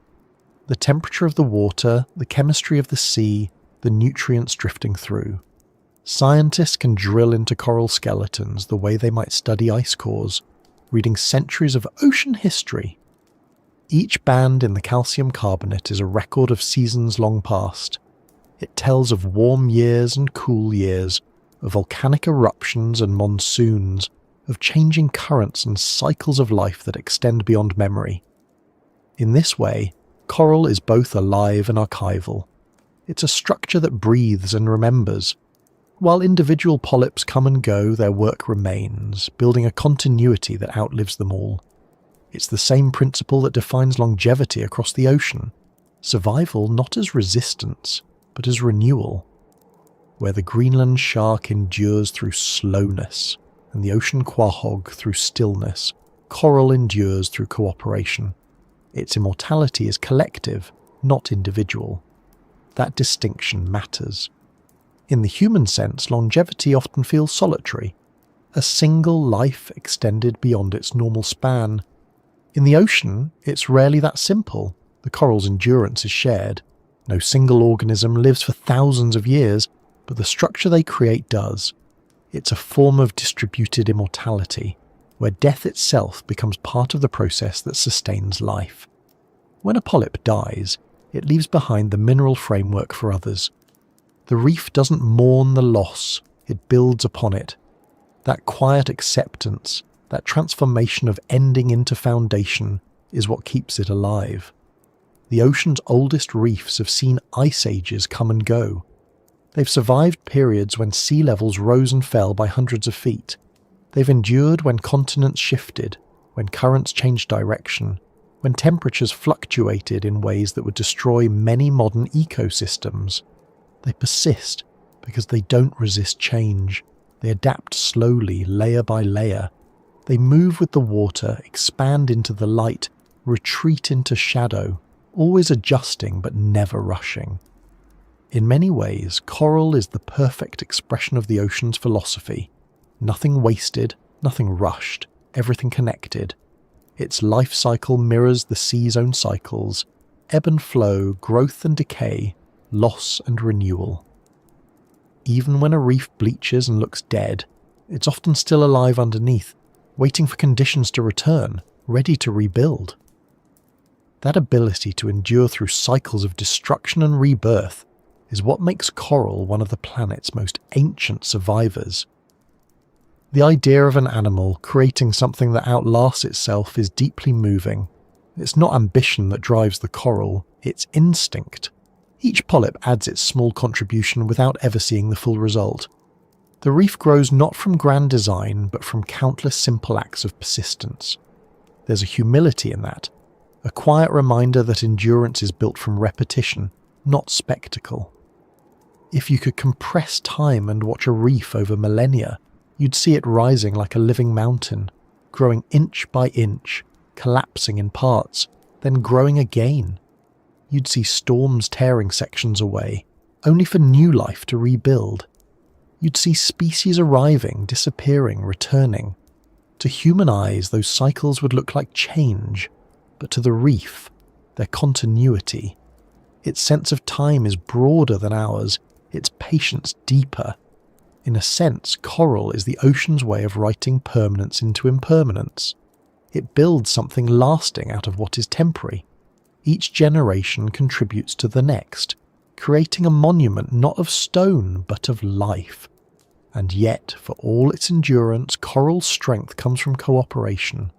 No part can survive alone. Every piece depends on the rest. That interconnection is what gives it longevity. Without the algae, the coral starves. Without the coral, the algae have no home. Without the fish, the balance shifts and the system falters. Longevity, it seems, is never solitary. It's communal. That truth runs through everything in the sea. The ocean doesn't favour isolation, it rewards connection. The longest-lived creatures aren't necessarily the largest or strongest. They're the ones that exist in harmony with others, the ones that participate rather than dominate. The coral reef is perhaps the clearest example of that harmony turned into structure. It's the ocean's version of a city that thrives on balance, where every part supports the rest. When night falls, the reef changes but doesn't stop. The daytime fish retreat, the nocturnal ones emerge. Crustaceans crawl across the coral surface, feeding and cleaning. Polyps extend their tentacles to catch drifting plankton, glowing faintly under the light of the moon. The reef breathes, exhales oxygen, hums with quiet energy. It's never still, never silent. It doesn't sleep because the ocean doesn't. The rhythm simply changes like a city shifting from day to night. It's a strange comfort to know that something so alive, so fragile, and yet so ancient exists out there, continuing whether or not anyone watches. Long after lights go out on the shore, long after ships pass overhead, the reef continues its slow work, one small creature at a time. Its patience makes it seem eternal, even though each part of it is temporary. And maybe that's the real secret of its endurance, the ability to turn impermanence into permanence through constant renewal. Somewhere in the Pacific tonight, a coral colony is expanding. Tiny polyps are dividing, attaching, building their skeletal homes. Around them, small fish weave between branches, crabs clean the surfaces, algae glow in the last traces of sunlight. The reef continues layer upon layer, a living monument to patience. It doesn't measure its progress. It doesn't count its years. It simply endures, becoming, dissolving, and becoming again, never stopping, never sleeping. As the currents carry us onward from this glowing labyrinth of stone and life, the story of longevity continues. Beyond the reefs, in the open waters, other beings live long, quiet lives, not in colonies, but as travellers, carrying with them the memories of their ancestors in ways both physical and unseen.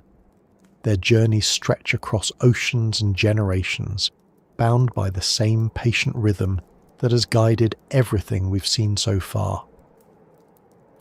Far from the coral reefs, out in the open blue where the ocean stretches beyond sight, the rhythm of life changes again.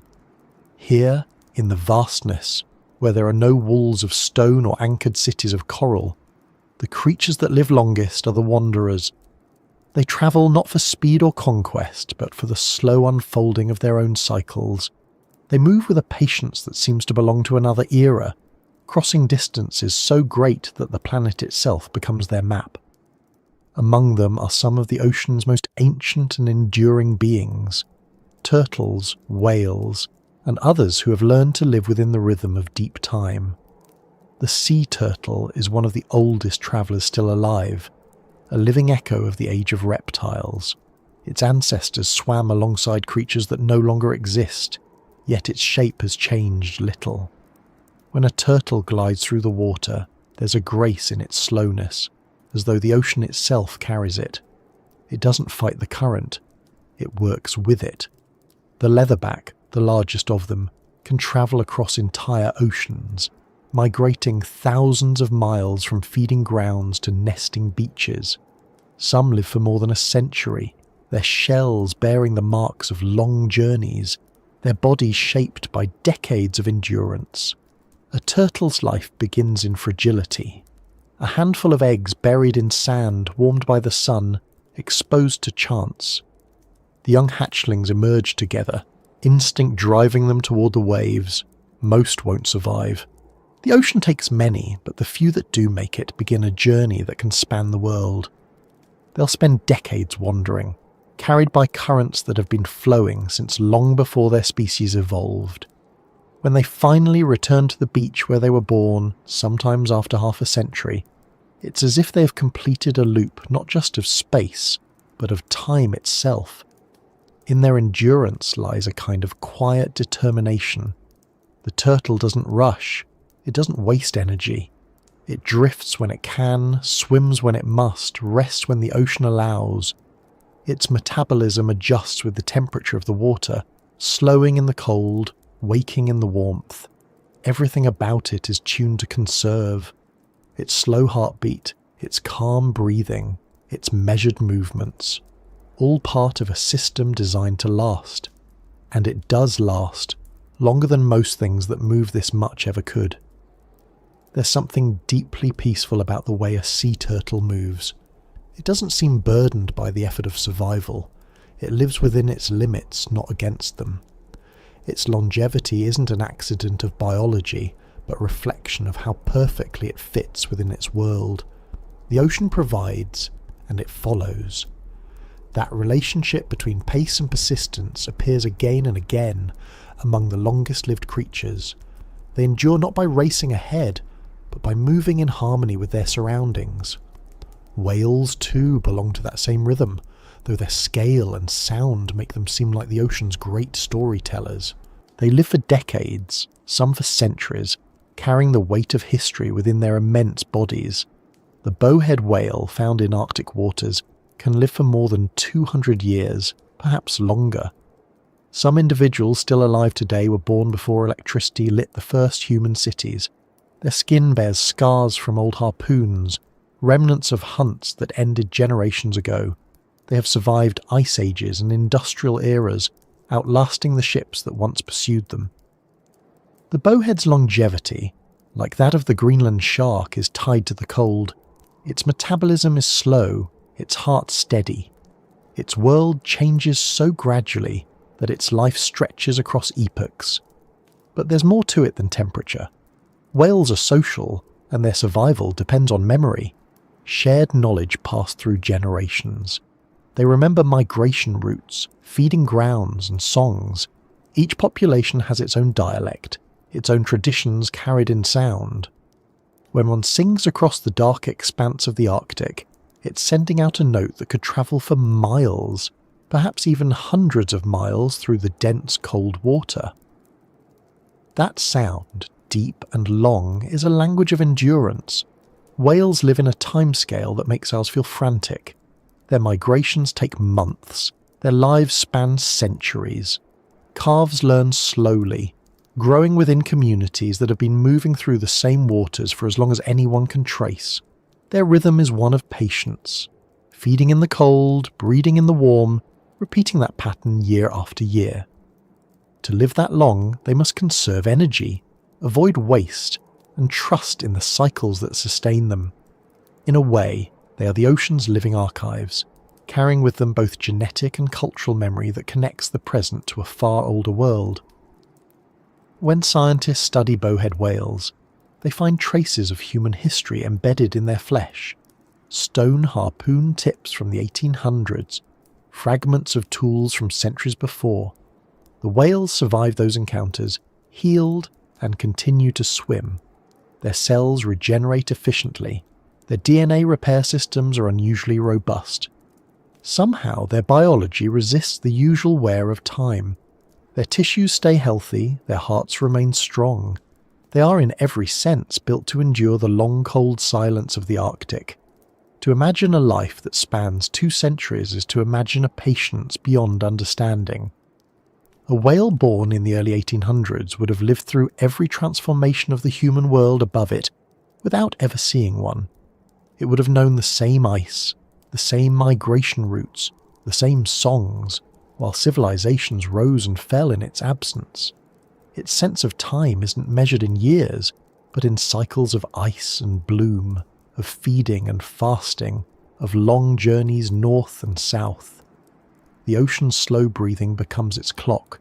Like the coral reefs and the clams buried beneath the sand, these creatures remind us that longevity is not about defying nature, but embracing it. The turtle doesn't fight the current. The whale doesn't rush its song. Each of them exists within the same pattern the ocean has followed since the beginning. They are, in a way, embodiments of time itself, moving at a pace that allows them to last. Among them, there are others less known but equally patient. The rough-eye rockfish, for example, a deep-sea dweller found in the North Pacific, can live for more than 200 years. It spends its life near the seabed, in cold, dark water, moving slowly, feeding sparingly. Its body grows dense and heavy, its metabolism almost motionless. Like the Greenland shark, it has found a way to stretch time by slowing it. Every heartbeat, every breath, every flick of its fins takes place within a rhythm that doesn't rush. These long-lived creatures are scattered across the ocean's vastness, each an expression of the same truth written in different forms. The ocean rewards stillness. It favours balance. It gives longevity not to the fastest or fiercest, but to those who move with restraint, those who listen to its rhythm rather than forcing their own. In that sense, the sea turtle gliding beneath waves, the whale singing through the deep, and the rockfish resting in silence are all connected. They are keepers of slow time, guardians of a pace that allows the planet itself to breathe. There's a reason why being near such creatures feels calming to us. Watching a whale breach or a turtle surface to breathe feels like witnessing something sacred, not because of their rarity, but because of what they represent. They exist outside our tempo. They remind us of what it's like to live without constant urgency. The ocean is full of these reminders, but few are as graceful or as ancient. When a whale dives, it does so without hurry. It fills its lungs, arches its back, and disappears beneath the surface, descending through layers of fading light into the quiet. Its heartbeat slows to almost nothing. It can stay there for an hour, maybe more, suspended in silence. When it finally rises, it exhales in a burst of mist that catches the light like a brief apparition. In that moment it connects 2 worlds, the air above and the water below. Every breath it takes feels deliberate, each one a small act of endurance in a life measured by thousands of such moments. The turtle does something similar when it comes up for air. After hours underwater, it surfaces gently, takes one calm breath, and slips back down again. It doesn't linger. It doesn't need to. It's done this its whole life, the same simple action repeated for decades. There's something perfect in that consistency, the way a single act can become a bridge between worlds, repeated over centuries until it becomes timeless. What's remarkable is how these beings have persisted through everything that has changed around them. They've survived shifts in climate, currents and continents. Their ancestors saw the oceans before the polar ice caps formed, before humans learned to sail. They've endured extinction events, yet here they are, still following the same paths, still trusting the same instincts. Their existence is proof that life, when aligned with the rhythm of the planet, can outlast almost anything. And yet even these keepers of slow time are vulnerable. The ocean they depend on is changing faster than ever before. Warm currents disrupt migrations. Plastic and noise invade their world. Some of the oldest species alive are facing threats they were never built to withstand. Threats that move too quickly, that alter the balance they rely on. The patience that once ensured their survival now leaves them defenseless against a world in motion. The ocean's rhythm hasn't disappeared, but it's being drowned out by a new kind of tempo, one set by us. Still, the turtles return to their beaches. The whales continue to sing. The rockfish drift through the dark. There's resilience in that persistence, a quiet defiance that isn't rebellion but faith. Life in the ocean has always adapted, though never in haste. It changes through small, careful steps, just as it always has. If given time, it can heal. That's what these ancient creatures remind us, that endurance isn't an instant victory, it's a practice. If you were to float among them, listening not with ears but with attention, you'd feel that patience. The turtle gliding below, the whale calling from afar, the faint crackle of life around you.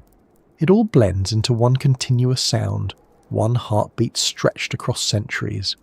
The ocean has been speaking in that tone since before we existed, and these are its translators. They live long not because they resist time, but because they've learned to flow with it. As we move forward from these vast living testaments to endurance, the sea still has more to show. There are creatures even smaller, quieter, and older still, whose existence stretches into deep history, not through motion or migration, but through the invisible persistence of their kind. They've been here since the dawn of life, shaping the ocean long before anything with eyes could see it, continuing now in silence, in the unseen depths, carrying the memory of Earth itself within their microscopic forms. The ocean holds so many different ways to live that it's easy to forget they all follow the same laws. Every creature, from the smallest drifting plankton to the largest whale, faces the same challenge, to stay alive as long as possible with the energy it can find. Yet some last only hours, while others live for centuries. It's a question that has fascinated scientists for generations. Why do some lives burn so quickly, while others stretch across ages? The answer isn't a single rule, but a tapestry of balances between energy, danger, and time. The ocean, with all its contrasts, reveals this more clearly than anywhere else. In the shallow waters near the shore, life moves fast. Warmth, sunlight, and nutrients create a world of abundance. Small fish dart through schools, crustaceans scuttle through the sand, and plankton bloom in great invisible clouds. But with abundance comes risk. Predators are everywhere, and the pace of survival is frantic. A creature here grows quickly, reproduces early, and dies young. It's a race driven by opportunity. Energy is plentiful, but so are mouths waiting to take it. There's no reward for patience in such a world. The faster you grow, the better your chance to pass on your genes before something ends your story. Venture deeper though, and the picture changes. Sunlight fades, temperature drops, and food becomes scarce. Life slows. In these dim regions, evolution favours those who can make a little energy last a long time. Creatures grow slowly, reproduce infrequently, and repair themselves carefully. They live longer not because they were designed to, but because their world allows them to. It's not so much that they choose to take their time, it's that time moves differently around them. The deep sea teaches patience not as a virtue, but as a condition of survival. This pattern, the fast and the fragile versus the slow and the enduring, plays out across almost every ecosystem on Earth. In science, it's sometimes called the pace of life theory.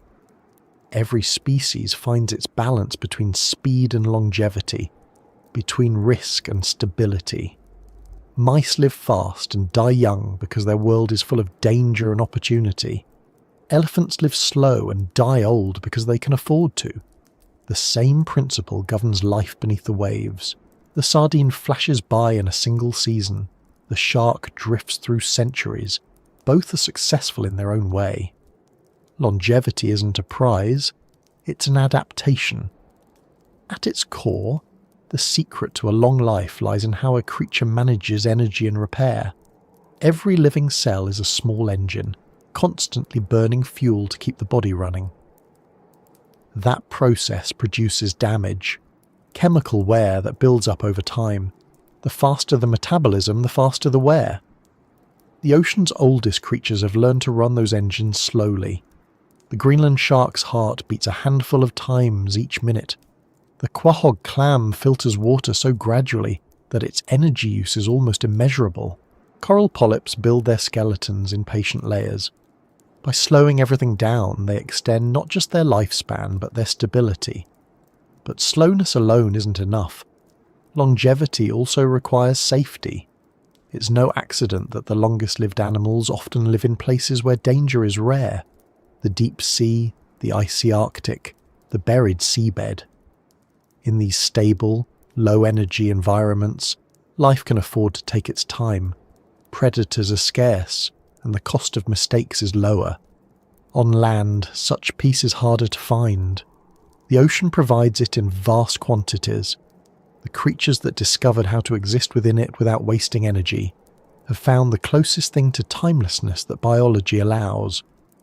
Another piece of the puzzle lies in maintenance. Every cell carries machinery for repairing itself, but not all species invest equally in that maintenance. Short-lived animals put their energy into reproduction. They produce many offspring quickly, accepting that their bodies will wear out. Long-lived species do the opposite. They invest heavily in repair, in keeping their cells healthy for as long as possible. Their DNA repair enzymes are more active, their immune systems more balanced, their proteins more stable. It's like the difference between a firework and a candle.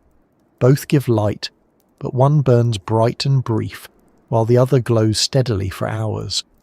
In the ocean, these strategies can be seen in every form of life.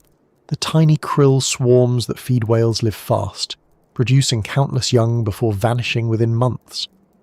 The whales that feed on them live long, repairing their vast bodies year after year.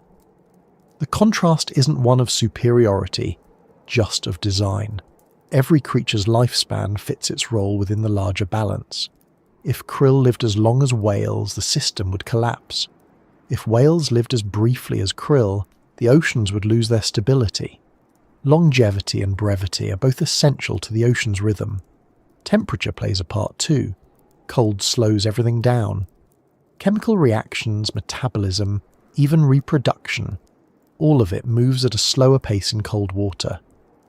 That's why so many of the ocean's oldest species live in frigid depths or polar seas. The cold acts like a natural preservative, protecting molecules from decay and keeping cells in a low-energy state. A creature that lives in warm water might experience the world 10 times faster than one in the cold, aging accordingly. It's not that the cold grants immortality, it simply stretches the same processes over a longer span. There's also size. Larger creatures tend to live longer, not just because of their physical robustness, but because of how their bodies manage time. A whale's heart beats slower than a fish's. A turtle's cells divide more carefully than a shrimp's. The rhythm of life within them runs on a wider clock. But again, size alone isn't the answer. There are tiny beings that live astonishingly long and massive ones that don't. What matters most is how their design matches their environment.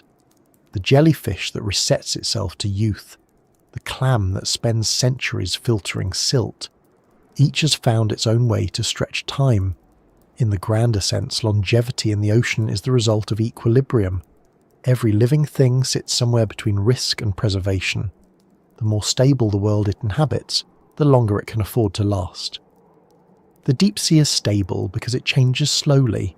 The surface is chaotic because it changes constantly. Creatures that live near the surface adapt quickly and die young. Those that live in the depths adapt slowly and live long.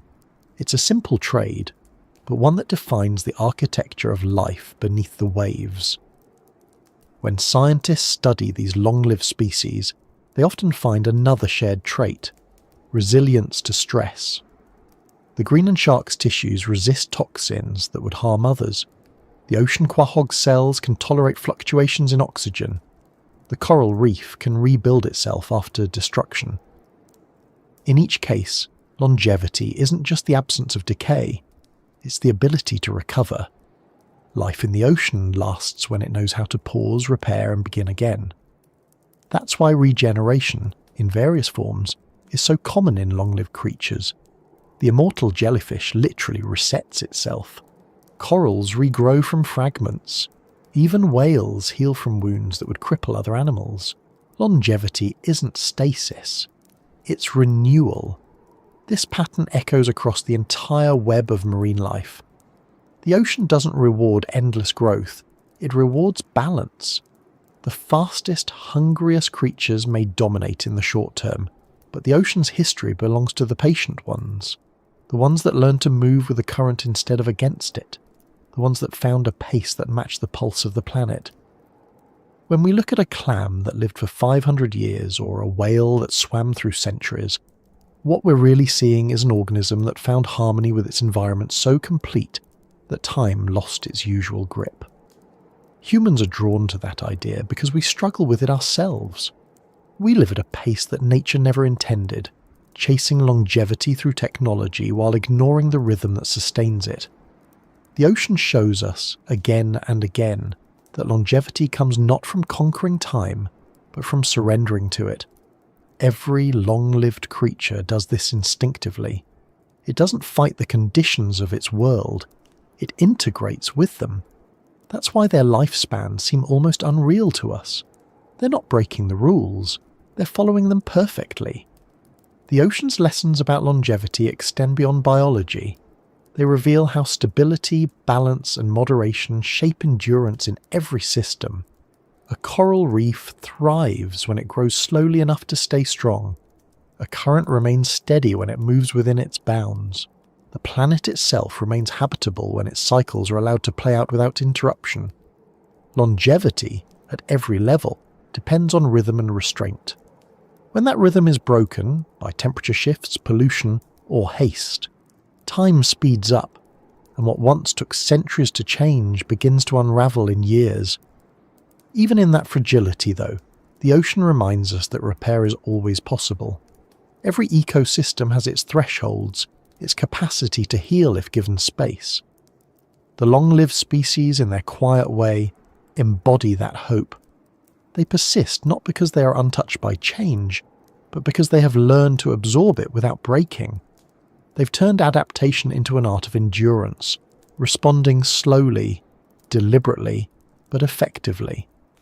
Somewhere deep below the surface, perhaps right now, a Greenland shark is gliding through black water, unaware of how extraordinary its lifespan is. Near the seabed, a clam filters, building another ring into its shell. Far to the south, a coral reef breathes at night, its polyps stretching out beneath the stars. These creatures have no sense of time as we do. They don't count their days, yet their bodies contain the story of time itself, the slow accumulation of life that never truly ends, only changes form. So why do some lives last longer than others? Because the ocean, in all its vastness, allows for many ways to measure time. Some species live quickly, filling the water with motion and light, burning bright and brief. Others live slowly, shaping the world in ways that last beyond generations. Neither way is wrong. Both are part of the same system. Longevity isn't superiority, it's variation. It's the reflection of how many different solutions life has found to the same question, how to continue. And that perhaps is the quiet truth that runs beneath all of it. The longest-lived beings of the sea don't live long for the sake of living long. They live long because they fit perfectly within the story the ocean is telling. Their rhythm matches the rhythm of the water. Their patience mirrors the patience of the tides. In that harmony, they find endurance, not through strength or dominance, but through alignment. If you were to listen closely to the sea right now, you might hear that rhythm. Not the waves at the surface, but the slow pulse beneath them. The breathing of the planet, the heartbeat of everything that has learned how to last. It's the sound of time stretched thin, of energy used wisely, of life unfolding exactly as it should. The creatures that hear it best are the ones that live longest. They don't hurry, they don't resist. They simply continue, quietly, as they always have. Time in the ocean doesn't follow the rules we live by. It doesn't tick or measure itself in seconds. It moves differently, through cycles that overlap and repeat until they blur into something continuous. Beneath the surface, the ocean runs on a kind of clockwork, an invisible mechanism that keeps the planet's balance steady, shaping everything from weather to life. This clock isn't made of gears or numbers. It's made of currents, temperatures, light, and chemistry. It turns so slowly that most creatures never notice it, and yet it governs everything that happens in the sea. If you could see that hidden machinery, you'd realize that the ocean's movements are more precise than anything humans have ever built. Every drop of water follows a path. The surface currents, driven by wind and heat, drift across the globe in great loops. Beneath them, colder, heavier water sinks and flows back in the opposite direction. This circulation, often called the global conveyor belt, is the ocean's bloodstream. It takes nearly 1,000 years for a single parcel of water to complete the journey, from the freezing depths of the Arctic to the warm shallows of the Pacific, then back again. That slow circulation is part of the planet's memory. It stores heat, distributes nutrients, and sets the rhythm for everything living within it. When we talk about the ocean's clockwork, we're really talking about time written in movement. Each current has its schedule, each tide its pulse, each wave its repetition. The tides are the most familiar, rising and falling every few hours, drawn by the pull of the moon. But they are just the smallest gears in a system that spans centuries. The deep currents far below shift so gradually that they seem still. They move heat around the world, connecting every sea into one continuous body. When that circulation slows or changes, entire climates shift with it. Ice ages begin and end because the ocean adjusts its timing. The coral reefs bloom and die according to those same long rhythms. The creatures we call ancient live within those cycles, not outside them. At the surface, where light meets air, time feels fast. Waves break and vanish. Fish flash past. Clouds move overhead. But the deeper you go, the slower it becomes. The ocean's layers are like pages in a book written at different speeds. The surface changes by the minute. The mid-waters shift by the season. The depths change by the century. The oldest living beings, the sharks, the clams, the corals, are the keepers of that slowest time. They live in the deep chapters of the book, where the words are written carefully, where nothing rushes. Their long lives aren't anomalies, they're reflections of the tempo around them. Every layer of the sea has its rhythm, and together they form a vast, synchronized pattern. The sun heats the surface, warm water rises, cold water sinks, nutrients circulate upward, and the process repeats endlessly. The ocean breathes this way. Its inhalation and exhalation are measured not in seconds but in generations. The creatures that live within it adapt to the pace of their surroundings. Some align themselves with the fast cycles of tides and light, others with the slow drift of currents and seasons. This alignment is the ocean's secret clockwork, an unspoken synchronization that keeps every living thing in time. When plankton bloom in the spring, it's not random. It happens because sunlight has returned, because the water has mixed just enough to bring nutrients from the depths. Fish spawn soon after, feeding on the plankton. Larger animals follow the fish. The timing is precise, yet no one directs it. The ocean keeps time through physics and light, through temperature and gravity. Its creatures simply follow. When that timing falters, when the water warms too soon, or the currents shift, everything above feels the echo. The rhythm breaks, and the balance trembles. For millions of years, the ocean's clock has kept this rhythm. It has survived continental shifts, meteor impacts, and changing atmospheres. Its mechanisms adjust, but they never stop. even in its stillest moments, it's moving, slow, deliberate, unstoppable. The deep water that sinks near Greenland today will not rise again until long after every human alive has vanished. By then, new species will have evolved, and yet that same water will carry the chemical memory of this century. It will remember us, quietly, through temperature and composition. The ocean's clock doesn't forget. It keeps perfect time in ways we can barely comprehend. The creatures that live longest in the ocean have become part of that clock. Their bodies record the slow oscillations of their environment. A coral skeleton holds the story of warm and cold years. A whale's earwax, layered like tree rings, tells of migrations and feasts. A clam's shell preserves centuries of chemical history. Even the Greenland shark's eyes carry carbon traces of the time in which it was born. Each of these beings is a fragment of the ocean's timekeeping system, a living record of the water's pulse. They don't just exist in the sea, they embody it. When scientists study these records, they're not just learning about biology, they're listening to the ocean's clock. Every stable isotope, every growth band, every trace of temperature is a tick of that ancient mechanism. The coral tells us when the sea was warmer. The clam reveals when food was scarce. The whale remembers when the ice receded. Together they form a chronology more accurate than any written history. Humans count years by calendars. The ocean counts them in chemistry. There's a reason why everything long-lived in the sea moves slowly. It's not only about conserving energy, it's about staying in sync.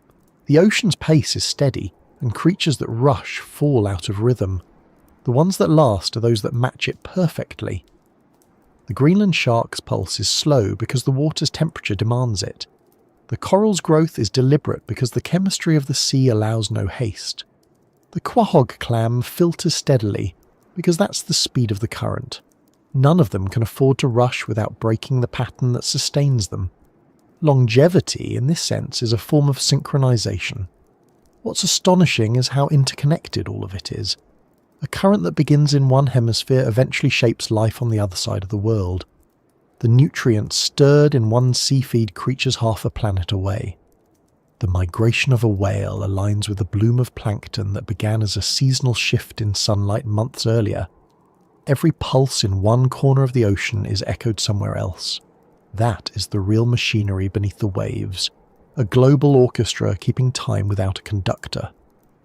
The ocean's secret clockwork doesn't rely on awareness or design. It functions through consistency, through the same physical principles that have governed it since the planet formed. And like any clock, it can be disrupted.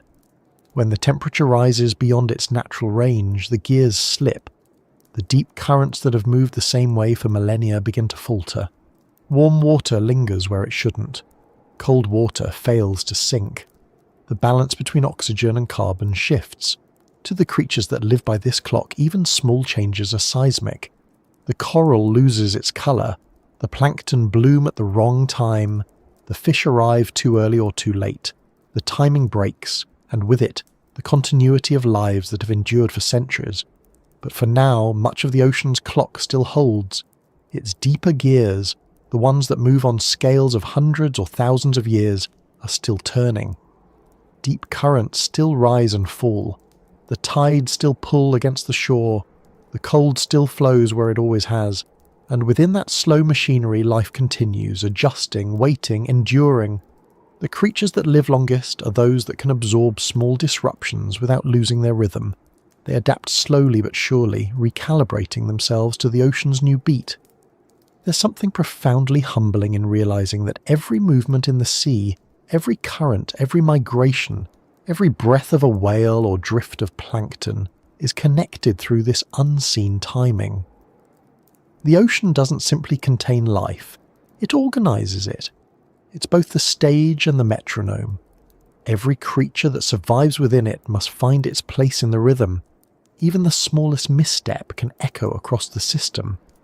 When you look at it this way, longevity becomes not just a biological trait but a form of cooperation. To live long in the ocean is to align oneself perfectly with its timing, to use energy at the rate the environment allows, to reproduce when the cycle calls for it, to trust the pattern without forcing it. That's why the oldest lives belong to the calmest. They aren't trying to outsmart time. They are time, expressed through flesh and motion. If you could follow a single drop of seawater on its 1,000-year journey, you'd see how deeply that synchronization runs. You'd watch it sink in the Arctic, drift across basins, pass through trenches, rise again near the equator, and return as rain. Along the way, it would feed plankton, cool storms, dissolve mountains, and carry memories of every encounter. It's a form of time that's physical, not abstract, measured in motion and transformation. The creatures living within it are shaped by that same rhythm. They are not separate from the ocean's clockwork. They are the gears. Sometimes it's easy to forget that our own lives depend on that mechanism too. The air we breathe, the food we eat, the climate we live in, all are regulated by the ocean's timing. When it slows or speeds, we feel it on land. The balance that allows coral to grow and sharks to age also keeps our seasons steady. The ocean's patience sustains the planet. Its clockwork doesn't only mark time, it maintains it. Somewhere beneath the surface, the machinery is still turning. The cold water sinks. The currents flow. The light fades and returns. Fish hatch, grow, and vanish in endless cycles. The deep ocean hums quietly, indifferent to haste, keeping the world's oldest rhythm alive. It doesn't need to announce itself. Its work is constant, invisible, perfect. And within that quiet movement, the creatures that have lived longest continue to drift, breathe, and endure. They are part of the mechanism now, silent cogs in the ocean's endless clock. If you could listen closely enough, you might hear it. Not the crash of waves or the call of whales, but something deeper, the slow beat of a planet's heart, keeping time through salt and motion. That's the ocean's secret clockwork, still running, still precise, still holding the world together one patient turn at a time. The ocean has always been a place where time stretches, where the idea of age takes on forms we can barely imagine. Down here, longevity isn't about numbers or milestones. It isn't a record to be broken. It's a way of existing that feels closer to rhythm than to duration. To live long beneath the waves is to be in tune with the deep, slow pulse of the planet, to move at the pace of water, to let time pass through you rather than chase after it. For the creatures that inhabit these endless blue worlds, a long life isn't simply survival. It's participation in something continuous. If you could stand at the bottom of the sea and watch time unfold, you wouldn't see it as motion. You'd see it as repetition. A whale crossing the same migration route her ancestors swam 100 years ago. A coral colony rebuilding after a storm, growing from the same limestone base that's been there for thousands of years. A Greenland shark drifting through the same dark channel. It's known for centuries. None of these beings think of themselves as old. They're not counting the years. Their existence isn't defined by beginning or end, only by the ongoing act of living. Longevity in this world is inseparable from patience. Everything that lasts long enough to matter must slow down. The deep sea creatures, the cold water dwellers, the coral architects, they all move with restraint. They breathe slowly, grow carefully, and waste nothing. They've learned that endurance isn't about avoiding change, but about moving so gently that change never catches up to you. They don't age the way we do because they don't resist the environment that shapes them. They let the ocean flow through them, and in doing so, they become part of it. That harmony gives long life a different meaning beneath the waves. On land, we tend to think of longevity as victory, as a triumph over time. Down here it's the opposite, it's acceptance. The turtle that glides through open water doesn't live long because it's stronger than its predators. It lives long because it wastes no effort. The coral doesn't endure because it's invulnerable. It endures because it shares its strength with others. The clam doesn't survive 5 centuries because it hides. It survives because its pace matches the slow chemistry of its surroundings. Every creature that endures has learned to belong completely. To belong in the ocean is to give up control. The waves decide your path. The current determines your speed.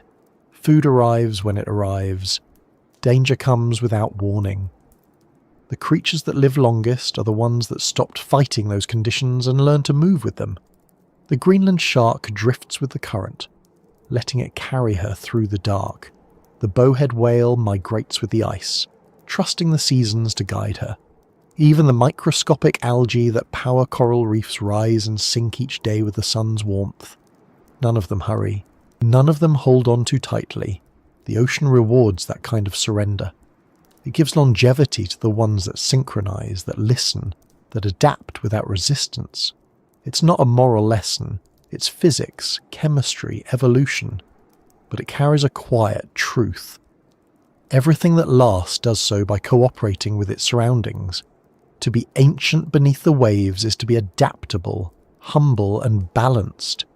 The ocean doesn't remember names or faces, but it remembers patterns. It remembers what works, and what works tends to move slowly. Long life beneath the sea isn't just biological. It's geological, ecological, planetary. Coral reefs, for example, are living structures that function like memory. They hold centuries of growth and decay in their layers.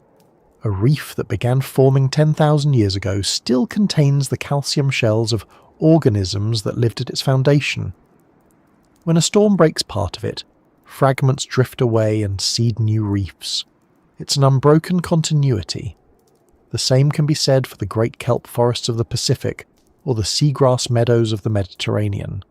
They expand, collapse, and return in cycles so long that human history barely registers beside them. They live through transformation rather than against it.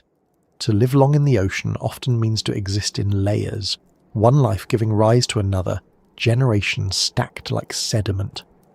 A clamshell becomes the home of a barnacle, which becomes the perch of a sponge, which becomes the shelter of a shrimp.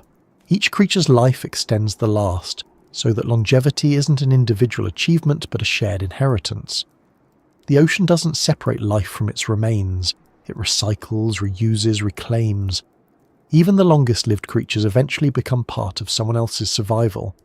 A whale's body, when it sinks to the seafloor, becomes a feast that can sustain entire communities for decades. In that way, the whale continues, its lifespan extending through others. The boundary between living and lasting dissolves. There's a particular kind of peace in that idea. It suggests that endurance isn't about holding on forever, but about leaving something behind that can continue without you. The ocean's ancient creatures seem to understand this in their own wordless way. The coral leaves skeletons. The clam leaves shells. The whale leaves nutrients that feed new life. Even the plankton that live for only a day leave chemical traces that shape the future of the sea.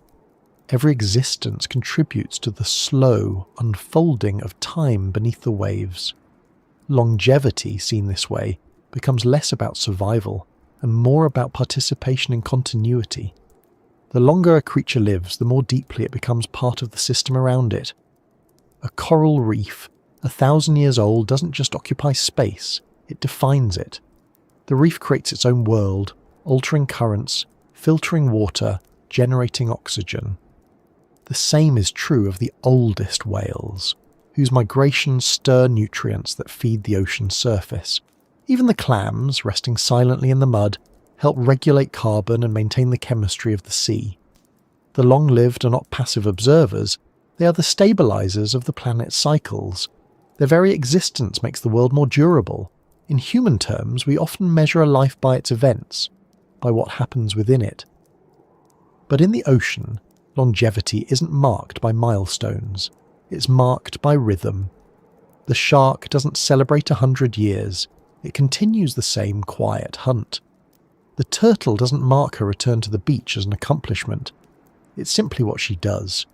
Their lives have no endings or beginnings as we understand them, only continuation. Time is circular here, not linear. The same movements repeat, and within that repetition lies endurance. It's tempting to see that as monotony, but it's not. It's balance. Every repetition renews the world around it. The coral that spawns each year replenishes the reef. The whale that migrates returns nutrients to the surface. The turtle that nests ensures that her species continues. Long life, then, isn't just about individual duration, but about maintaining cycles that extend beyond oneself. To live long is to take part in something that doesn't end. Even the smallest creatures reflect this truth. Deep-sea sponges, some of the oldest animals ever found, grow in silence for thousands of years. They don't move, don't seek, don't change their place. Yet their slow filtration helps cleanse the ocean. They survive not because they adapt to each change, but because their steadiness provides a foundation for other lives. In their stillness, they anchor the rhythm of the sea. They are less like creatures and more like instruments within the ocean's music, tones so low and slow that only the planet itself can hear them. To understand what long life means beneath the waves, you have to let go of the idea that it's a privilege. It's more like a responsibility. A being that lasts centuries carries the memory of its environment within its body. It must remain in harmony with that environment to survive. A coral that grows too fast collapses. A whale that strays from its migration loses its bearings. A clam that filters too quickly depletes its resources. Longevity demands restraint, precision, and awareness, qualities we often overlook when we think of survival. It's not just about avoiding death.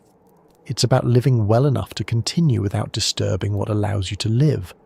There's a quiet intelligence in that, a kind of wisdom that doesn't require thought. The ocean's long-lived creatures seem to operate on understanding deeper than instinct. They move as though they know that every action affects the whole. The shark's slow metabolism, the coral's measured growth, the turtle's calm migration, all of it forms part of a network that sustains balance. That's what longevity means here. Being so perfectly aligned with the world that you no longer stand apart from it. Sometimes the ocean seems like a mirror for what endurance looks like when it's stripped of ego. There's no pride in being ancient here. No fear of aging, no resistance to decay. Things simply are. A coral reef grows, dies, and grows again. A whale lives, dies, and becomes the base of a new ecosystem. Even the skeletons of the dead are folded back into the living. The ocean wastes nothing, and in that endless recycling, life becomes timeless. To last here is to contribute to that ongoing transformation. From the surface, it's easy to miss this subtle exchange. The sea seems vast and indifferent, its motion repetitive, its creatures anonymous. But beneath that appearance is a system that runs on quiet generosity. The long-lived beings of the ocean are its guardians not because they choose to be, but because their very existence provides continuity. They keep the rhythm stable. They hold the line between chaos and order. They are the living framework of time itself, ensuring that each new generation inherits a world still capable of supporting life. When we speak of long life on land, we often mean longevity within a single lifetime. In the ocean, it's different.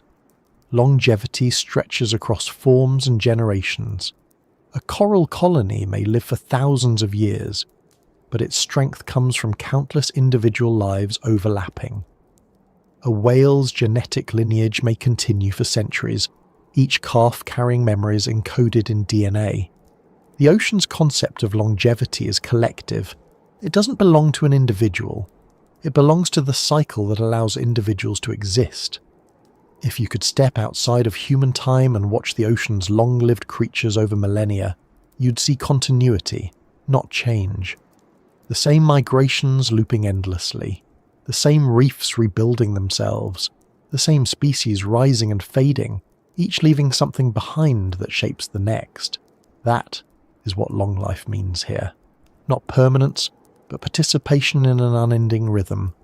There's a kind of comfort in that realization. To live long beneath the waves is to belong completely to a world that never stops renewing itself. It's to know, in every cell, that time isn't an enemy but a medium, a current you move through, neither resisting nor controlling it.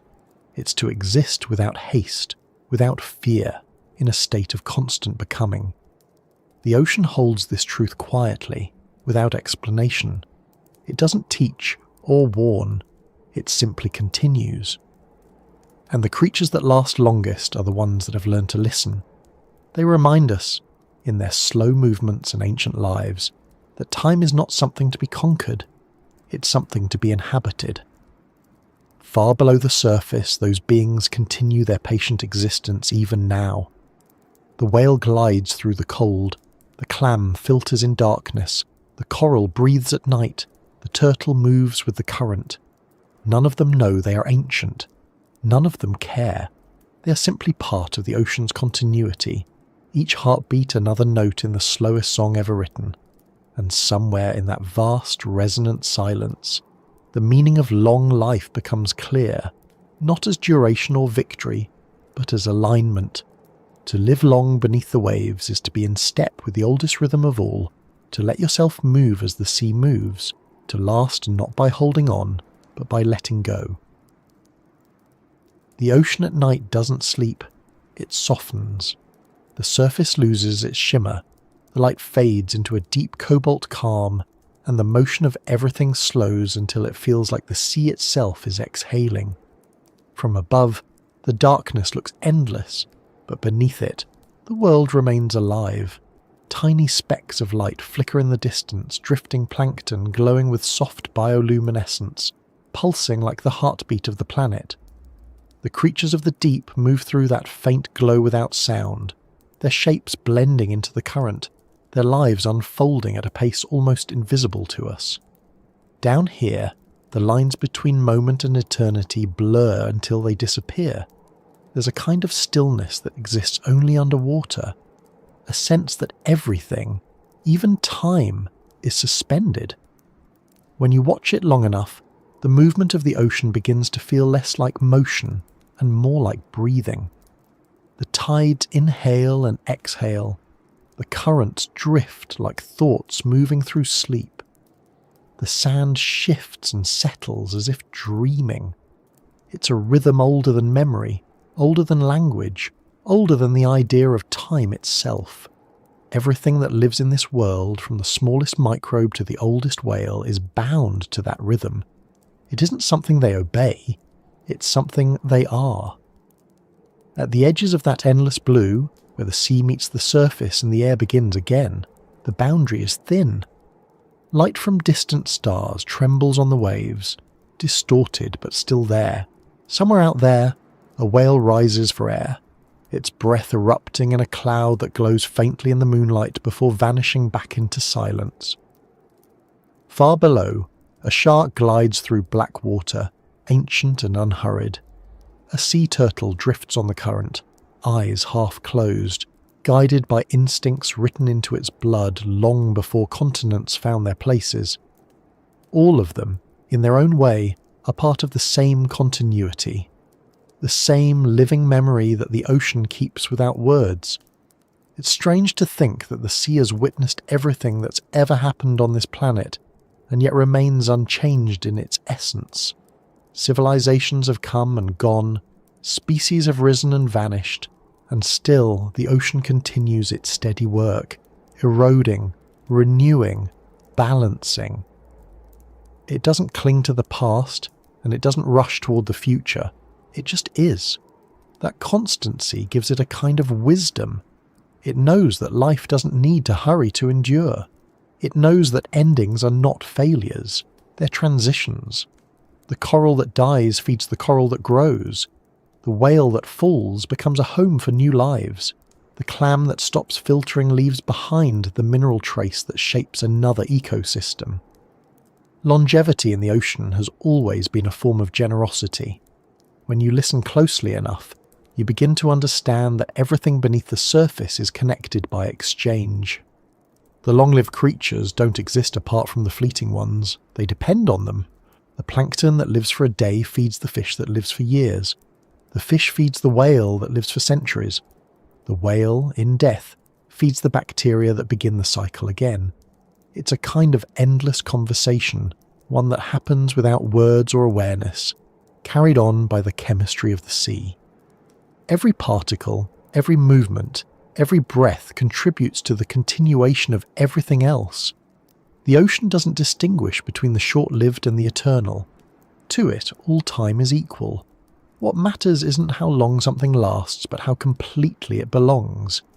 That's the quiet lesson written in the lives of the ancient ones. The shark, the clam, the coral, the whale, the turtle.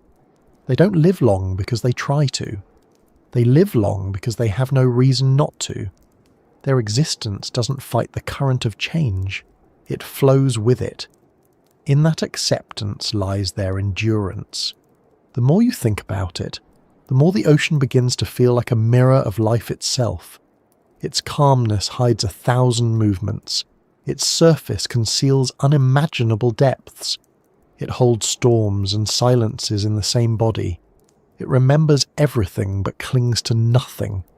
Even the light that enters it is absorbed, transformed, turned into something new. Every wave that rises must fall. Every current that drifts must return. The sea knows impermanence better than any philosopher ever could, and yet it continues endlessly, patient, whole. Above the waves, the air shifts constantly. Clouds move, winds rise and fade. We mark time by these changes. Down below, time is texture, not direction. The sand that rolls across the seafloor today will one day become stone. The bones of a whale might rest for centuries before they're buried and reborn as sediment. Every layer of ocean history settles slowly, pressing into the foundation of the earth. That's what long life really means here. It's not about outlasting the world, but becoming part of its foundation. The oldest creatures, in their stillness and quiet endurance, are the architects of stability. If you were to drift there, suspended in the water at night, you might feel that vastness pressing gently against you, not as weight, but as presence. The ocean doesn't rush to reveal itself. It allows understanding only through patience. You begin to notice how light filters downward in faint blue gradients, how small organisms move in patterns that seem random but are not, how each sound carries farther underwater, connecting everything in a low hum. That hum, constant and soft, is what the planet sounds like when it breathes. You can't mark it on a clock or record it in measures. It has no tempo because it doesn't need one. Somewhere a school of fish turns as one body, moving as if guided by thought.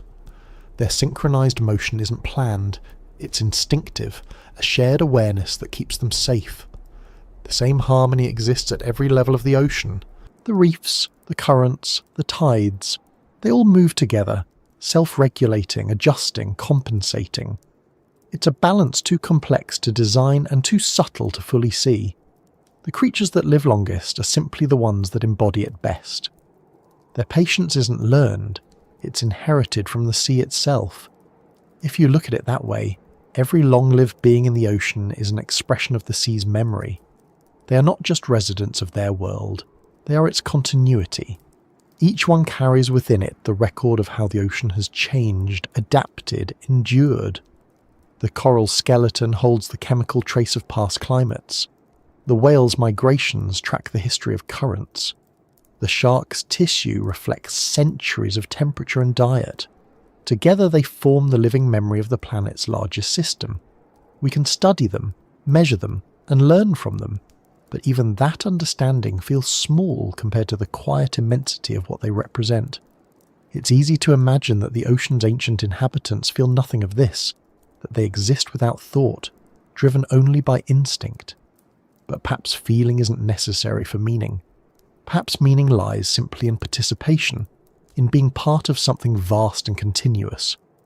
The turtle returning to its birthplace after 50 years doesn't know it's fulfilling a pattern older than humanity, yet it does. The coral rebuilding after destruction doesn't know it's repairing the foundation of an ecosystem, yet it does. The ocean doesn't require awareness to sustain wisdom.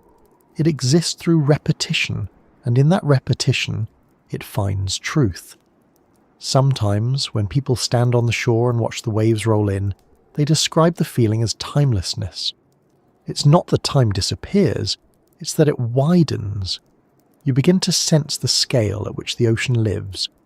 The waves that reach your feet may have started thousands of miles away.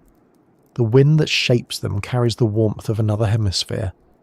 Each drop of water has travelled through countless forms before touching the shore. Cloud, rain, current, tide. You realise then that the sea is not a place, it's a process, and within that process everything that lives long enough becomes part of something eternal. The creatures that live the longest beneath the waves remind us of something we easily forget, that endurance and peace are not opposites. They are the same act performed at different scales. The shark's slow journey, the coral's steady growth, the clam's patient filtering, each is an expression of balance, of being precisely in tune with one's world. That's what longevity truly means here. It's not resistance to time, it's unity with it. If you listen closely to the water, you might hear faint clicks and songs far below. Whales communicating across distances so great that their voices arrive as echoes of each other. Its sound stretched across miles, connecting individuals who may never meet but who belong to the same conversation. The ocean's long-lived beings are always speaking, though not in words. They speak through presence, through motion, through rhythm, through continuity. Their lives, each lasting centuries or millennia, are part of a single collective sentence the sea has been speaking since the beginning. And above all that sound, above the hum of currents and the shifting of tides, there's silence. A silence so deep it feels like the world itself is pausing between breaths. In that silence, everything seems infinite. The sea turtle drifting alone beneath the stars, the coral glowing faintly in the dark, the ancient shark tracing her slow path through the cold. They all move through it like thoughts that never end. Their lives are not stories with beginnings and conclusions. They are ongoing conditions, chapters in a book without an ending. That's the nature of time beneath the waves. It doesn't conclude. The ocean doesn't finish what it starts, it transforms it. What dies feeds what grows, what fades becomes foundation, what disappears returns in another form. Longevity, in the sea's language, isn't duration but renewal. The creatures that live the longest are simply the most fluent in that language. They know how to exist without resisting the inevitable, how to last by changing, how to age without ending. As the night deepens, the glow from the plankton fades, the waves soften even more and the ocean seems to fold itself into quiet reflection. It doesn't stop moving, it never does, but the movement becomes slower, more deliberate, as if the entire planet is sighing. Somewhere beyond the horizon, dawn is already beginning, though it hasn't yet reached these waters. The sea waits for it, unbothered, patient as always. In its depths, the oldest creatures continue their slow dance through the currents, unhurried, unchanged, perfectly in time with the ancient clockwork that keeps the world alive. Maybe that's where the meaning lies, not in how long they live, but in how peacefully they do it.